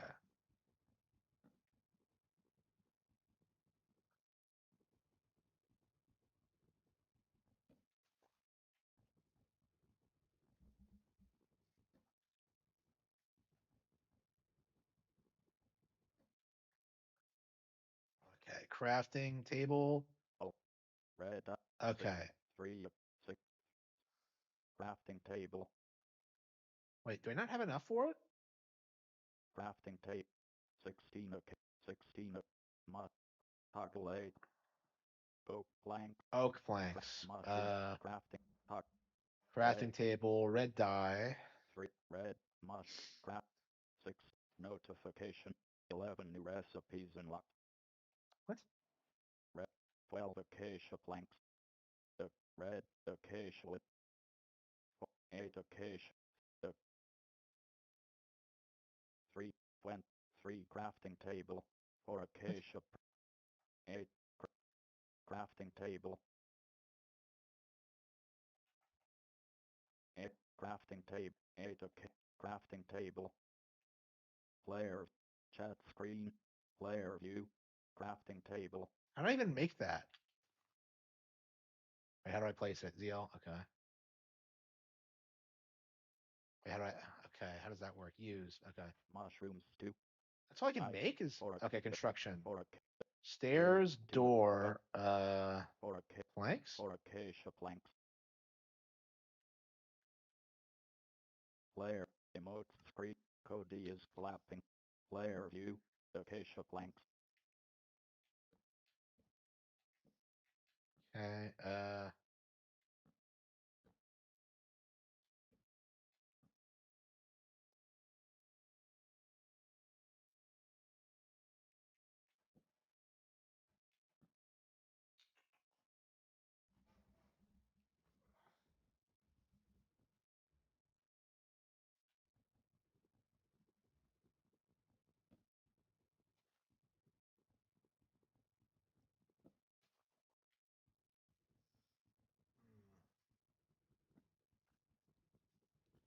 Subnautica kind of felt like this too, where all you're doing is like going around collecting shit so you can build more shit. Like I like having an actual goal. Like, what's the point? Notification. 2 new recipes unlocked.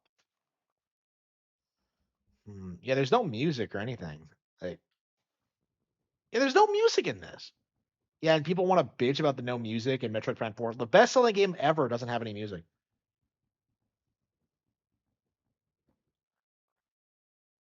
Yeah, why are kids so obsessed with Minecraft? I don't get it.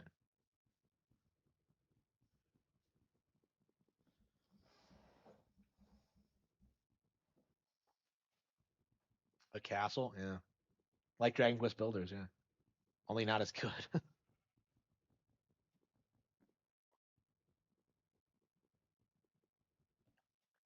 Okay.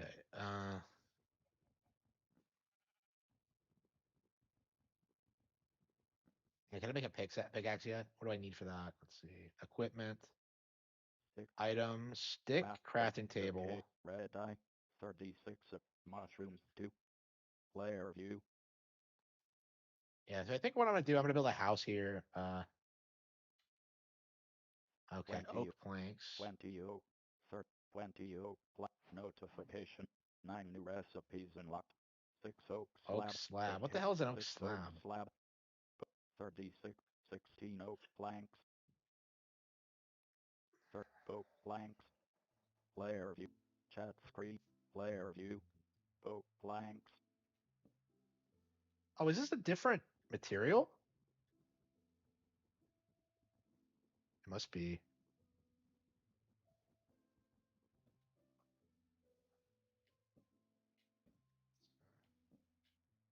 Oak. Player view. Ah, shit, it's getting dark. Blank player view.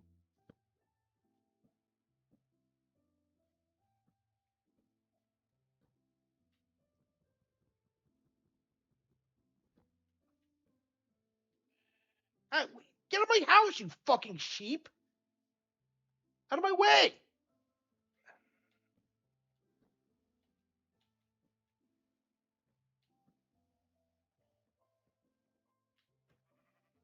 Okay, got him.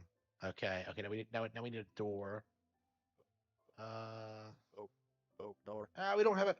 Player view. Shit.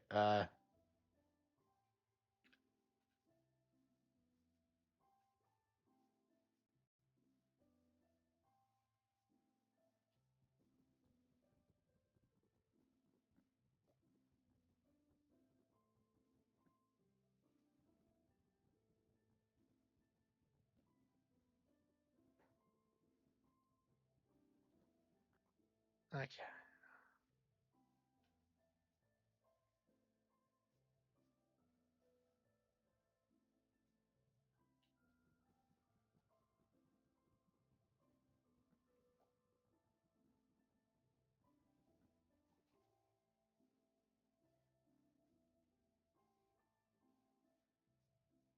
Do I need a roof? In Dragon Quest Builders, you don't need a roof. Okay. Okay. Oak door. 16 oak. 4. 12. 3 oak door. Chat screen. Player view. Oak door. What? Ah, shit.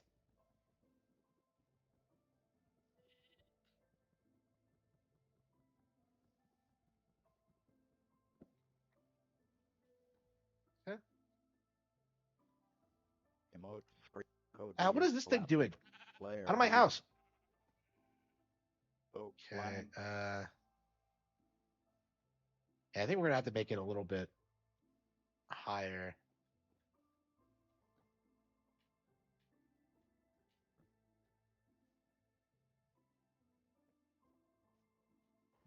Eight oak planks.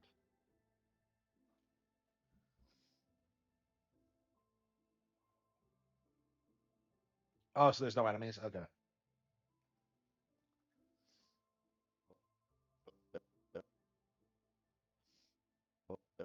Oak.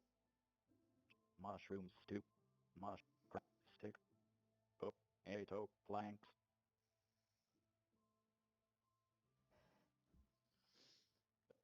Eight. I don't know. I don't see the appeal.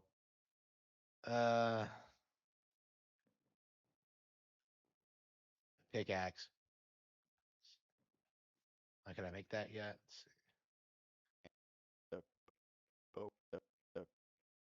Mushrooms. Stick. A Boat. stick? Stick. Player Seems view. like. And maybe I should just like make everything and like. I think you unlock new recipes doing that, so maybe I should do that first.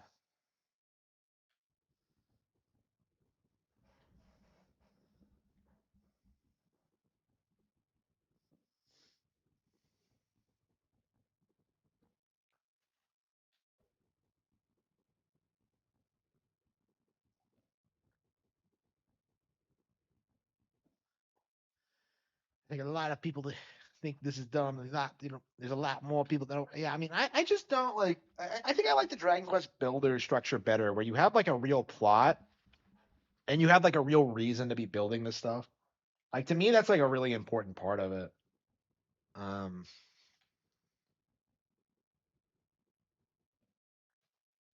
Game Okay, menu. settings. Well, where are the settings? Player view. Player. Game menu. Y button. Choose profile. Could this be it? Game settings screen. Accessibility. Tab accessible. Text to speech? Nope. Okay, I think that's it. Okay. I think we're good.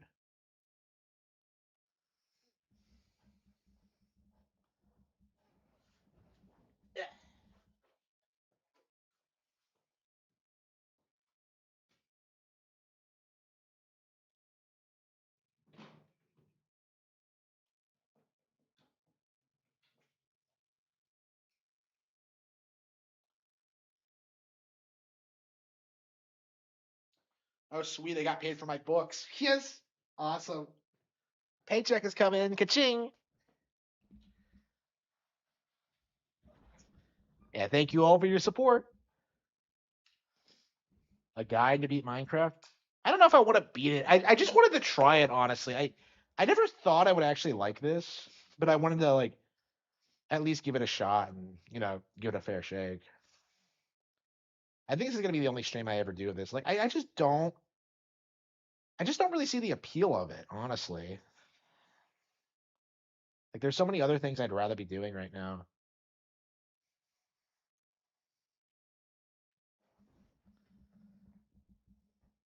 Review tech hasn't been relevant in years, yeah.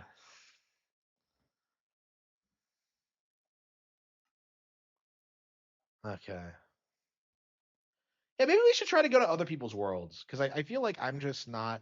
Eh. I don't have the knowledge to like make cool stuff in this game, so maybe we should just look at other people's things. Okay. What was I doing? Better with friends, yeah. Yeah, it's probably the appeal of it, yeah. I mean, like the thing I liked about this game is that like it kind of felt like gaming was growing up after GTA. Because like the narrative then was like, oh yeah, like everyone's gonna be want to be violent criminals and they're gonna want to listen to Eminem and they're gonna be want to be black. It's like that was the narrative for a long time, and then this came out, and it's like the whitest fucking thing ever, and it's all about building things. So it's like, oh yeah, it seems like it's inherently better than what we've seen out of other companies. So.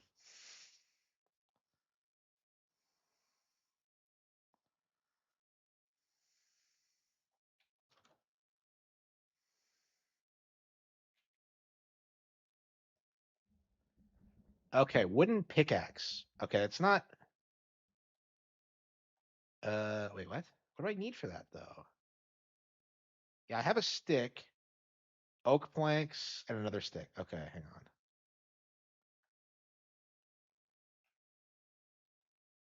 Yeah, we can get a wooden sword. I don't think we need that though, because wooden pickaxe. Okay. Okay, we need another stick. What? Where do you get sticks though? Can you make sticks? Hang on. I thought you could make sticks.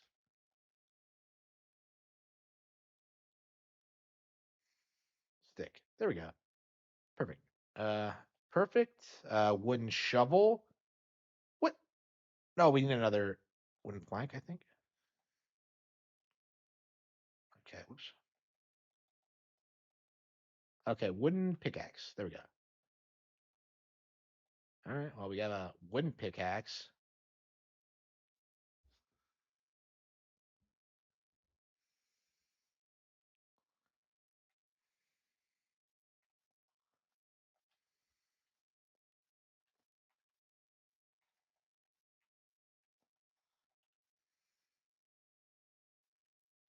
Minecraft and Roblox? I don't think so.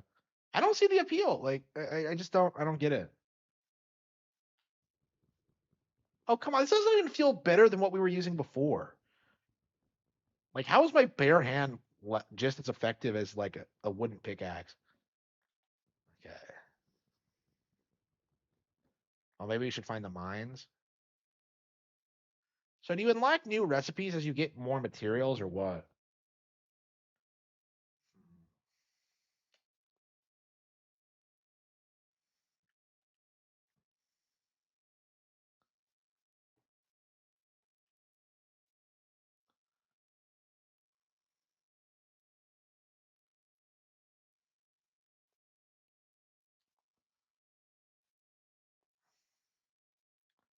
Oh, for stone. Okay, so you don't need it for trees. Okay. Uh, New recipe unlocked. Okay, so you get different material and you wait. How do I swim? How do I swim? Okay.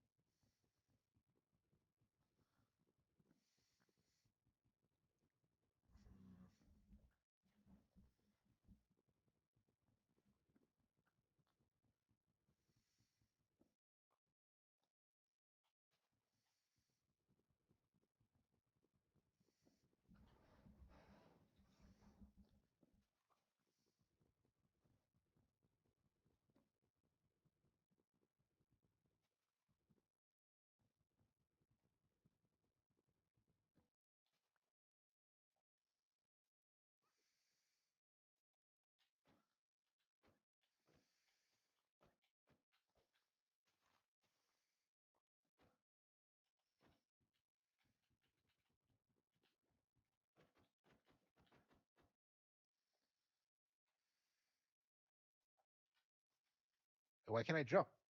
There we go. I was under something.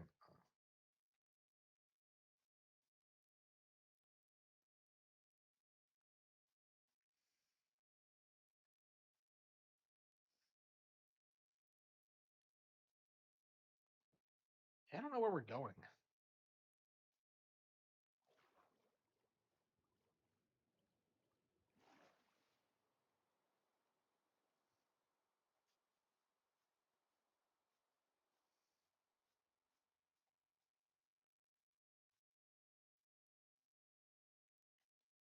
I feel like once Nintendo figures out social media, it's over. Because I think that's been the trend for the past 15 years or so, is that like the only reason the illusion that like Nintendo isn't talked about continues is because of like YouTubers and viral shills. Like the instant they can like find a counter to this, it's over. Um, hmm. And I suppose Pokepia is their stab at it, but yeah, it's not going to outperform this for sure. This is such like a cultural like thing now that people just hype it up just because it's Minecraft. It's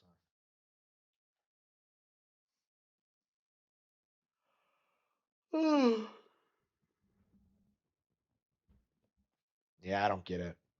I don't know what I'm doing.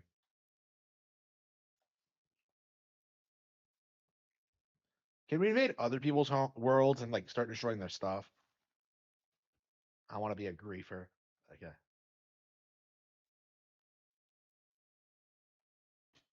Oops. Wow.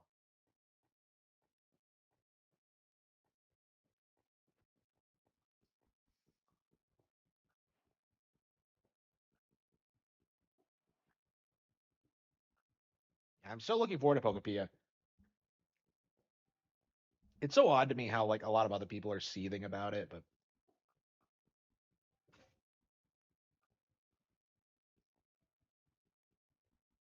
Power World 1.0, yeah. Yeah, like that video didn't even get like 100,000 views. I was actually going to talk about that tonight, but I forgot. I don't know. I don't think we'll talk about Power World again until they lose a lawsuit, and like I'll kind of laugh at everybody who's seething. Oh shit. Okay, I think we're stuck down here. We gotta. Oh, shit. Well, how do we get back out? Are we stuck? Oh well. Oh okay. Yeah, our pickaxe broke on me. Okay. Yeah, let's go back to base if I can find it.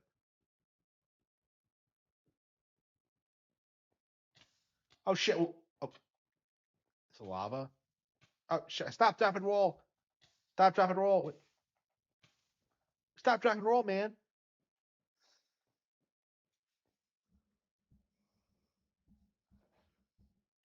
Yeah. We were talking about that. Oh yeah, we should probably download that. Do I have it on my console? I might not. Let's see. Donkey Kong Country. I really wanted to see to download that and see what's up with it, but yeah, I don't think we've played that since last year. So yeah, here it is.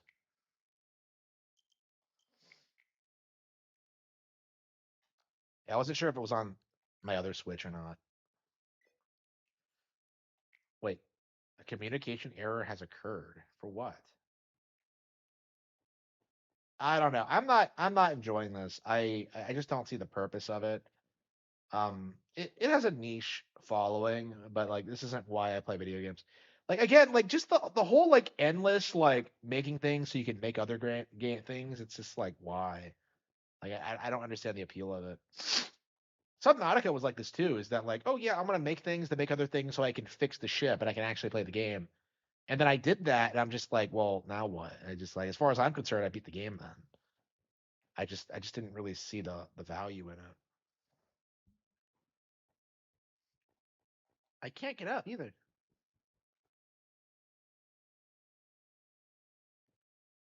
Wait, the list of players in your world? Why I have zero? I don't have any friends. And did Nintendo owners even play Minecraft really?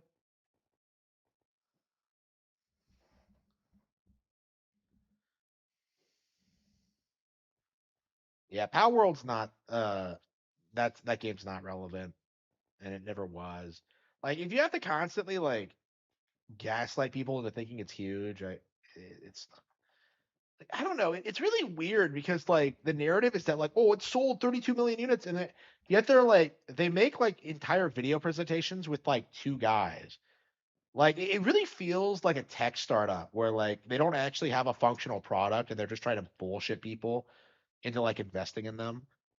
Like the CEO has a background in tech. I was actually like going a deep dive into him like today. I was just like, yeah, he participated in like some Nintendo game dev seminar in 2010, then went into finance, then like got into crypto, and then he started like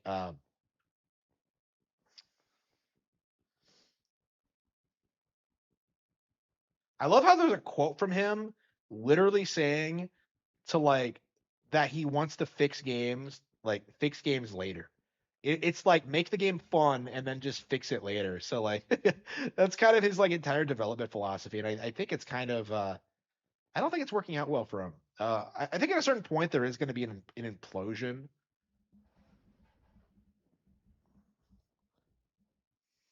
Pokemon fans come out of the woodworks if Power World is mentioned. Like, why do you think? Yeah, I agree. Like, I'm not a big fan of Digimon games or like Yokai Watch, but it's like I don't know, they're better than Power World. Sure.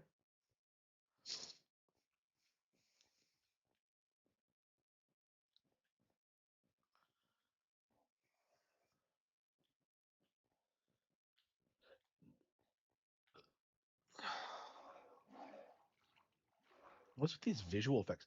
How do I get back to my base? Like, I don't get it. I don't have a Chimera wing or anything.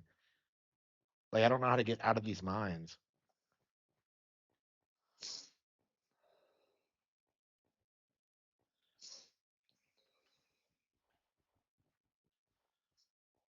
Yeah, like Fortenka was like going off about on this idea that like, oh, Pokemon hasn't announced anything for their 30th anniversary, and I'm just like, bro, like it's the beginning of the year. Like they're gonna do it in February. Like I don't get the cope. And like Pokepia is already confirmed to come out, so it's just like I'm just very confused by it.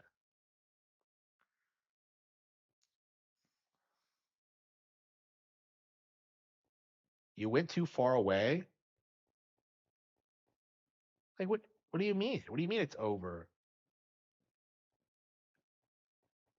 Uh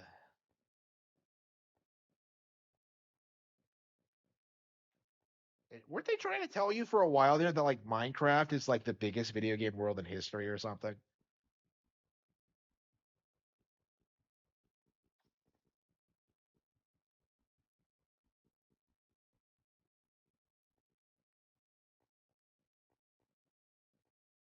But I had a pickaxe, but it just broke on me. Oh, I guess I can just make another one. Yeah, I think we're just gonna make a house down here then. I just live down here like Gollum. Let's see. Okay, crafting table.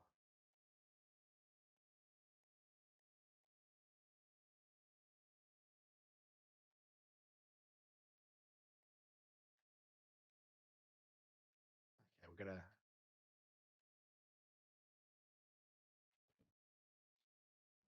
Okay, stone hoe, stone shovel. Uh, wooden spear, stone axe. Yeah, stone pickaxe. Excellent. Okay.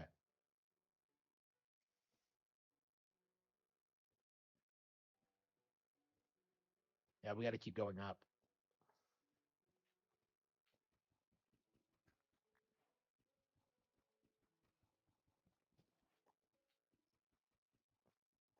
Yeah, we're digging our way out of here.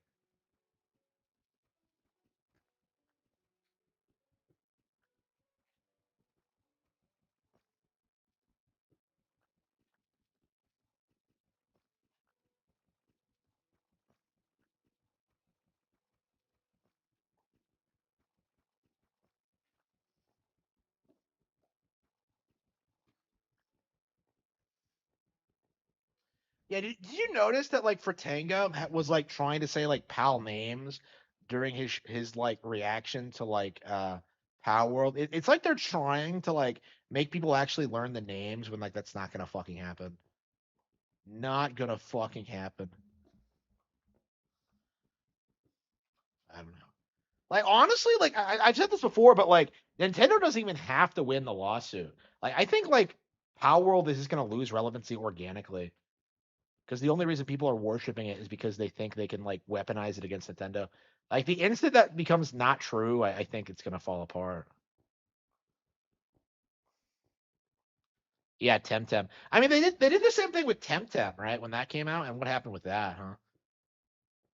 Actually, I'm picking up Temtem from the library too. They have a physical copy there, and I'm just kind of like, fuck yeah, that's exactly the kind of game I want to get from the library.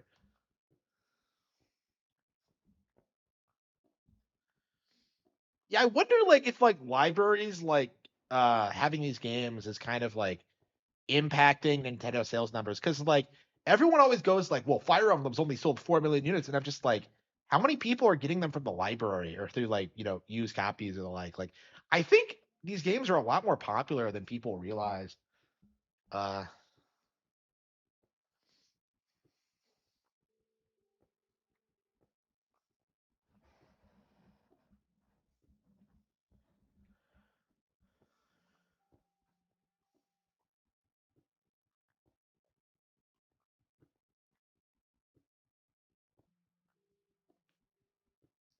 that stupid song to make it seem like Power Without fans. Yeah, absolutely. Oh shit, yeah, it's about to break. Shit, shit, shit. Come on, come on. I need to get up. I need to.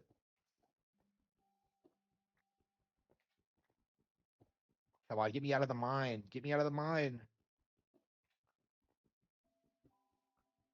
I bet we could just turn around and get another one, but like, I don't know. We might not even find like the right stairway.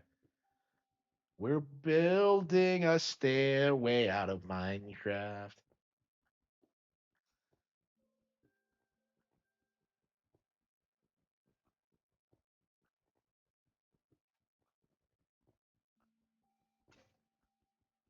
Shit.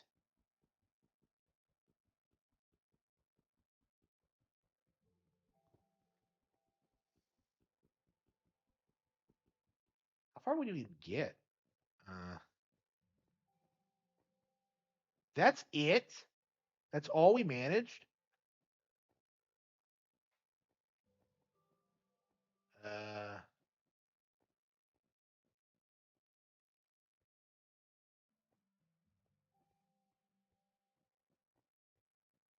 yeah, that didn't work.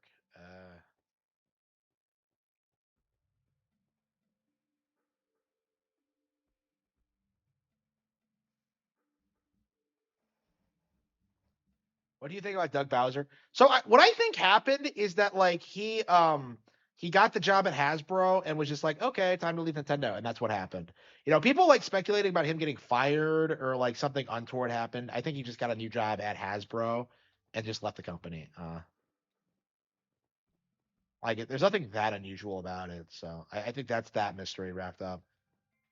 Because like people were speculating that he was doing a bad job or something, but like that's not true. Yeah, I think I'm stuck down here.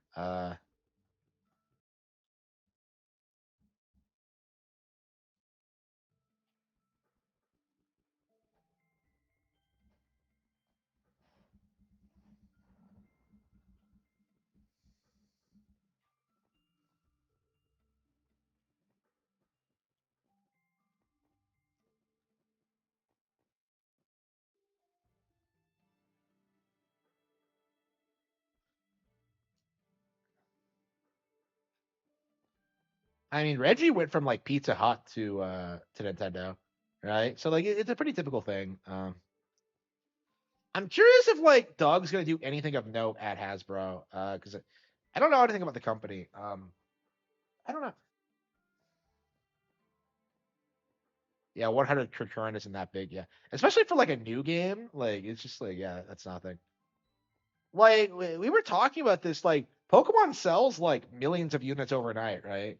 And like people start playing it immediately. So like Pokemon probably has like concurrent player counts in the millions day one. Hasbro's having budget problems. Yeah, I don't know anything about them. I hear the name like thrown around, but I've never been big into toys. I like video games.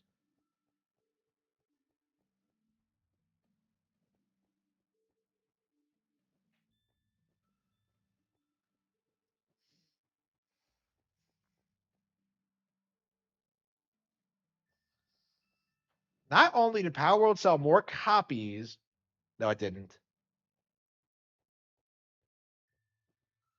Yeah, Power World didn't sell that many copies.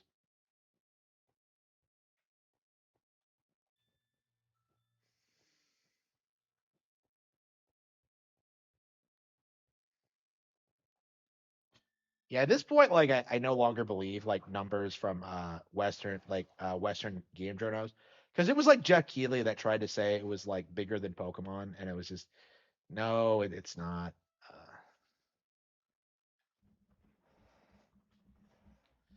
I mean, they were going off about this when like Pokemon cards were like selling out and all that. It's just like, really, you really think that? I don't. I'm very curious at what point like they're gonna have to like give up the ghost because man, I just keep getting further down. Like, what is going on?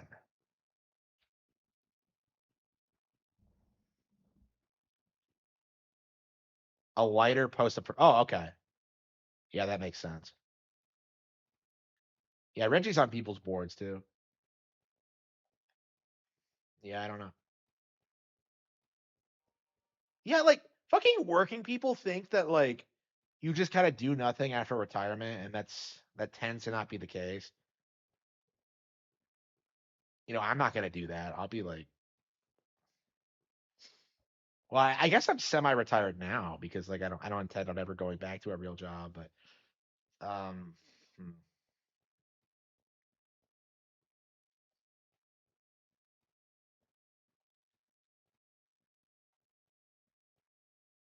What's with these weird visual effects? What's going on?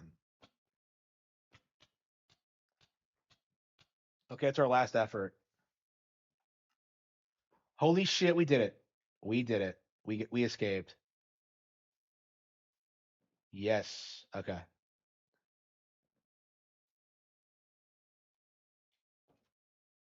So we lost all of our gadgets, but we got out at least.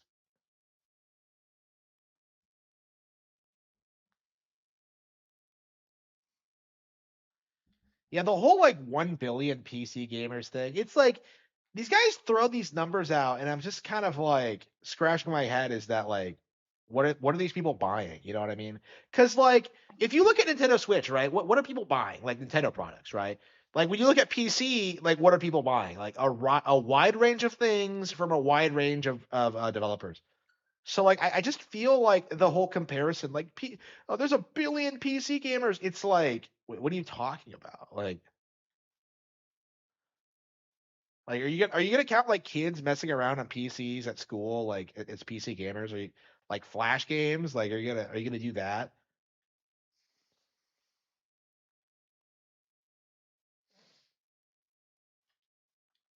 Like I don't know. Like the simple fact of the matter is like PC doing well, like mobile doing well, that is not gonna negatively impact like Nintendo at all.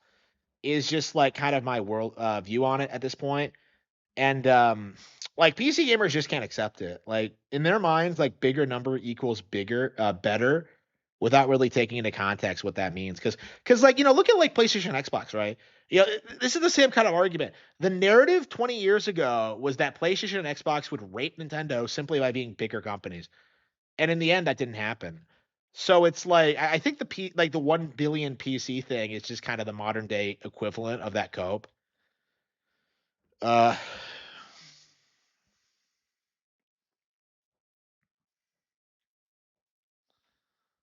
Uh, I don't know. It was interesting to play this, like just for the novelty, but yeah, I kind of stand by what I said before. I just don't understand like what the appeal of this is supposed to be. So yeah, yeah, we'll go ahead and take this back tomorrow.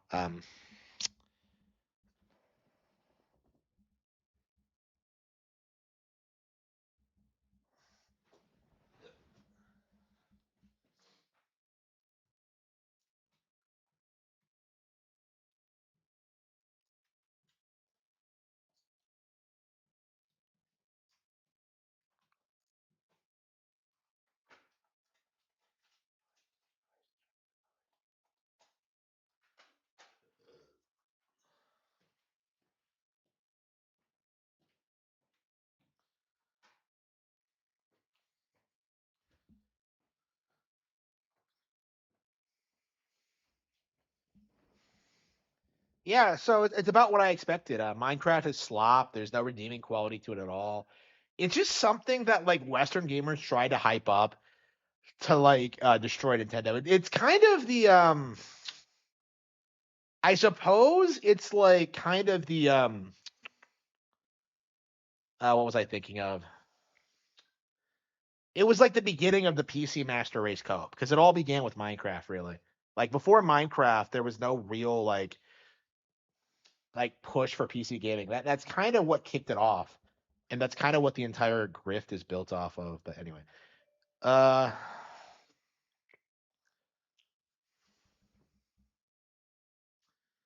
okay, what do we have here? New Super Mario Bros. U.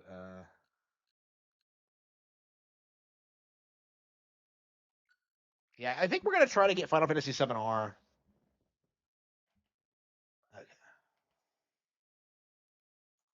I think we're gonna library that too. I keep saying this. I'm just like, I I don't want to buy anything anymore. I'm just gonna get everything from the library. They have like a really generous policy. It's like 3 weeks or something. I'm shocked at that. Like I kept expecting some kind of catch to it, but no, it's legit free. Uh,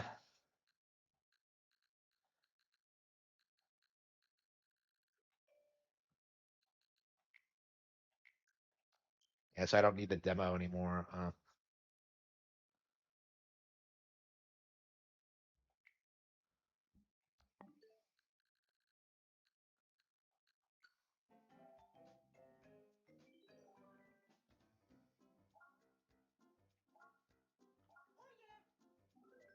Play.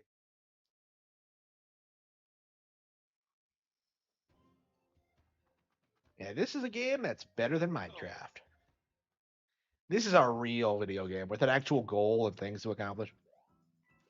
Like I don't know, like wandering around aimlessly, not accomplishing anything. That's not my idea of a good time. Like I work way too much for that. Phones and PCs. Yeah, in theory, like the argument should be like phone master race, but like no, you don't see anybody say that because that's retarded.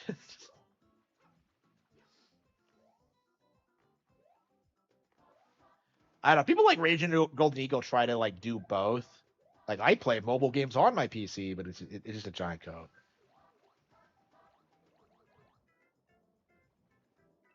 Yeah, is Nikkei on PC? I guess it is, but I have no idea. I don't know anything about that game. So like it was always weird whenever I would see people talk about it and try to hype it up. It's just that thing is never happening. It made $2 billion this year. I'm just like that's it. Like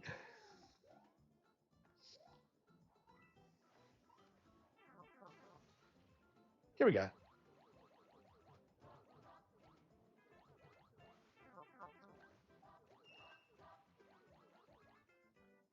Yeah, but the way like Doug Bowser was treated was like disgusting because you had so many people like coming up with these insane conspiracies about him being like fired from Nintendo or ruining Nintendo or like being up to no good, and it's just like come the fuck on. Like his name is Bowser, but like you don't have to like make him out to be the villain. Like I don't know. Honestly, like I feel like I liked Bowser more than Reggie because like Reggie was kind of a clown and like Bowser just kind of did his job and fucked off. Like that's kind of my that's how kind of how I look at it. Like that's what I want out of my Nintendo CEOs, or at least like the American CEOs. Like I do think Iwata kind of killed that kind of personality. I think it was Iwata who was kind of pushing that like kind of like the more whimsical vibe.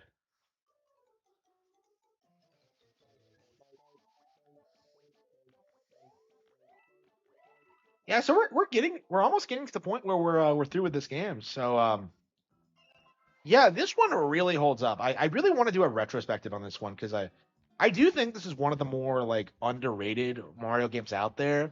Like it might be the most underrated right now because like so many people lump this in with like new SMB new Super Mario Bros. 2 and act like it has the same problems. Like I think the only thing they did wrong with this release was that they did it the same year as New Super Mario Bros. 2. Like and that kind of morphed into the narrative that like they were producing too many of these when like really they only did four in like a 6 year period. Like we got more Assassin's Creed games in that period of time than the Super Mario Bros. Ones, but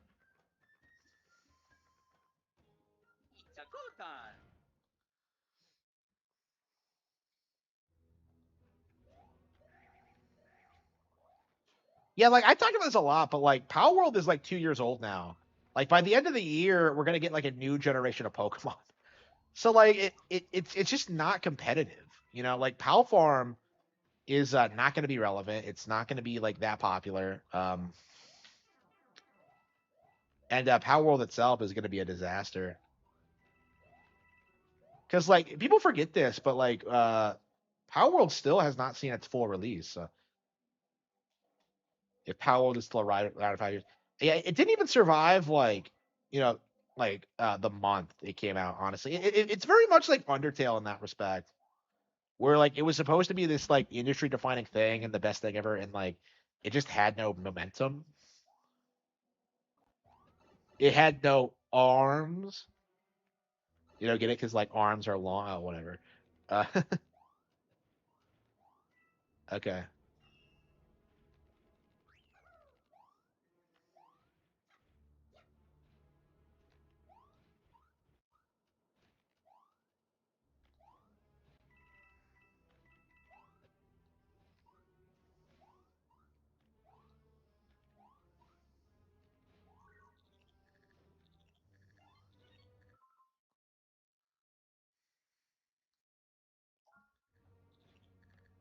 There are so many Pokemon games that are doing better than like Power World is right now. It's kind of ridiculous.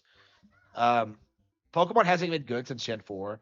Gotta love how like the Gen 4 babies have grown up. That's what Fratinga tried to say is that like, oh, nobody cares about any of the starters since like Gen 3, and I'm just like, yeah, you're a Gen 3 baby. I mean that really is like a stereotypical thing to like talk about is just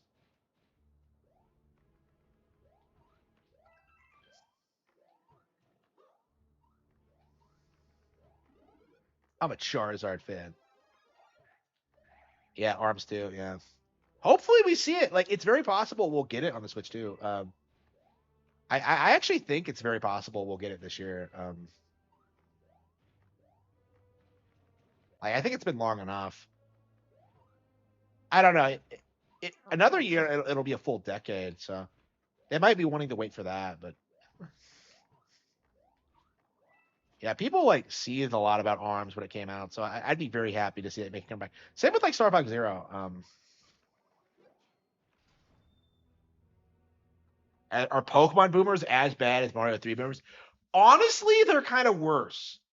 Because like if you think back to like around like Gen 5 or something, the idea that there was like only 150 Pokemon was like a pretty prevalent thing. You would talk about being excited for Pokemon or whatever, and people would try and tell you, "Oh, it stopped being good after Gen 1." Like it was a very common thing for a while there. And like obviously that died down eventually after how well like Gen 5 was received, but like and the remakes, but like Gen 4, but like it was this very dominant like feeling of older fans for a long time. Like I remember reading essays from people trying to argue that like everything after Gen 2 wasn't actually a Pokemon. That they had like completely different like development, like design, like it just Gen 5 babies are the most insufferable. Yeah, they're bad. Like Gen 5 didn't do well when it came out. It was a pretty lowly performing generation overall. Like I think hardcore fans loved it, but like it was not popular with casual fans.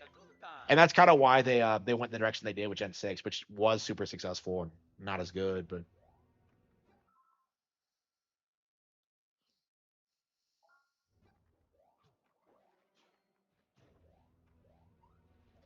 yeah, I love how Gen 5's premise is just that like what if cockfighting is immoral? And then they just kind of decide that it's not. Like it's just I don't know. Like fantasy game, but it is kind of weird. Like I don't know, it kind of made me think about like what we consider moral and fantasy because it's just like, why not you just why don't we just do like more far out things like that? Like why don't we have like magical cockfights? Like that's awesome. Like I don't know.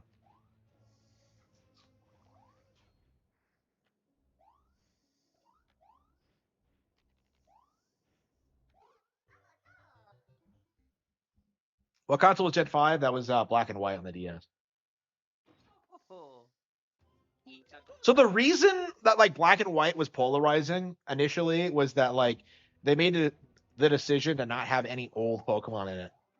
And like that was really exciting for me personally because like I felt that I'd always just used all my favorites. So like having like completely new Pokemon and like nothing but new Pokemon was really cool for me. But like a lot of people felt like they were way more attached to like old Pokemon and wanted to keep using them. So like that really killed the game's like momentum like initially. And eventually that shifted as like more people played it and it became kind of a phenomenon. But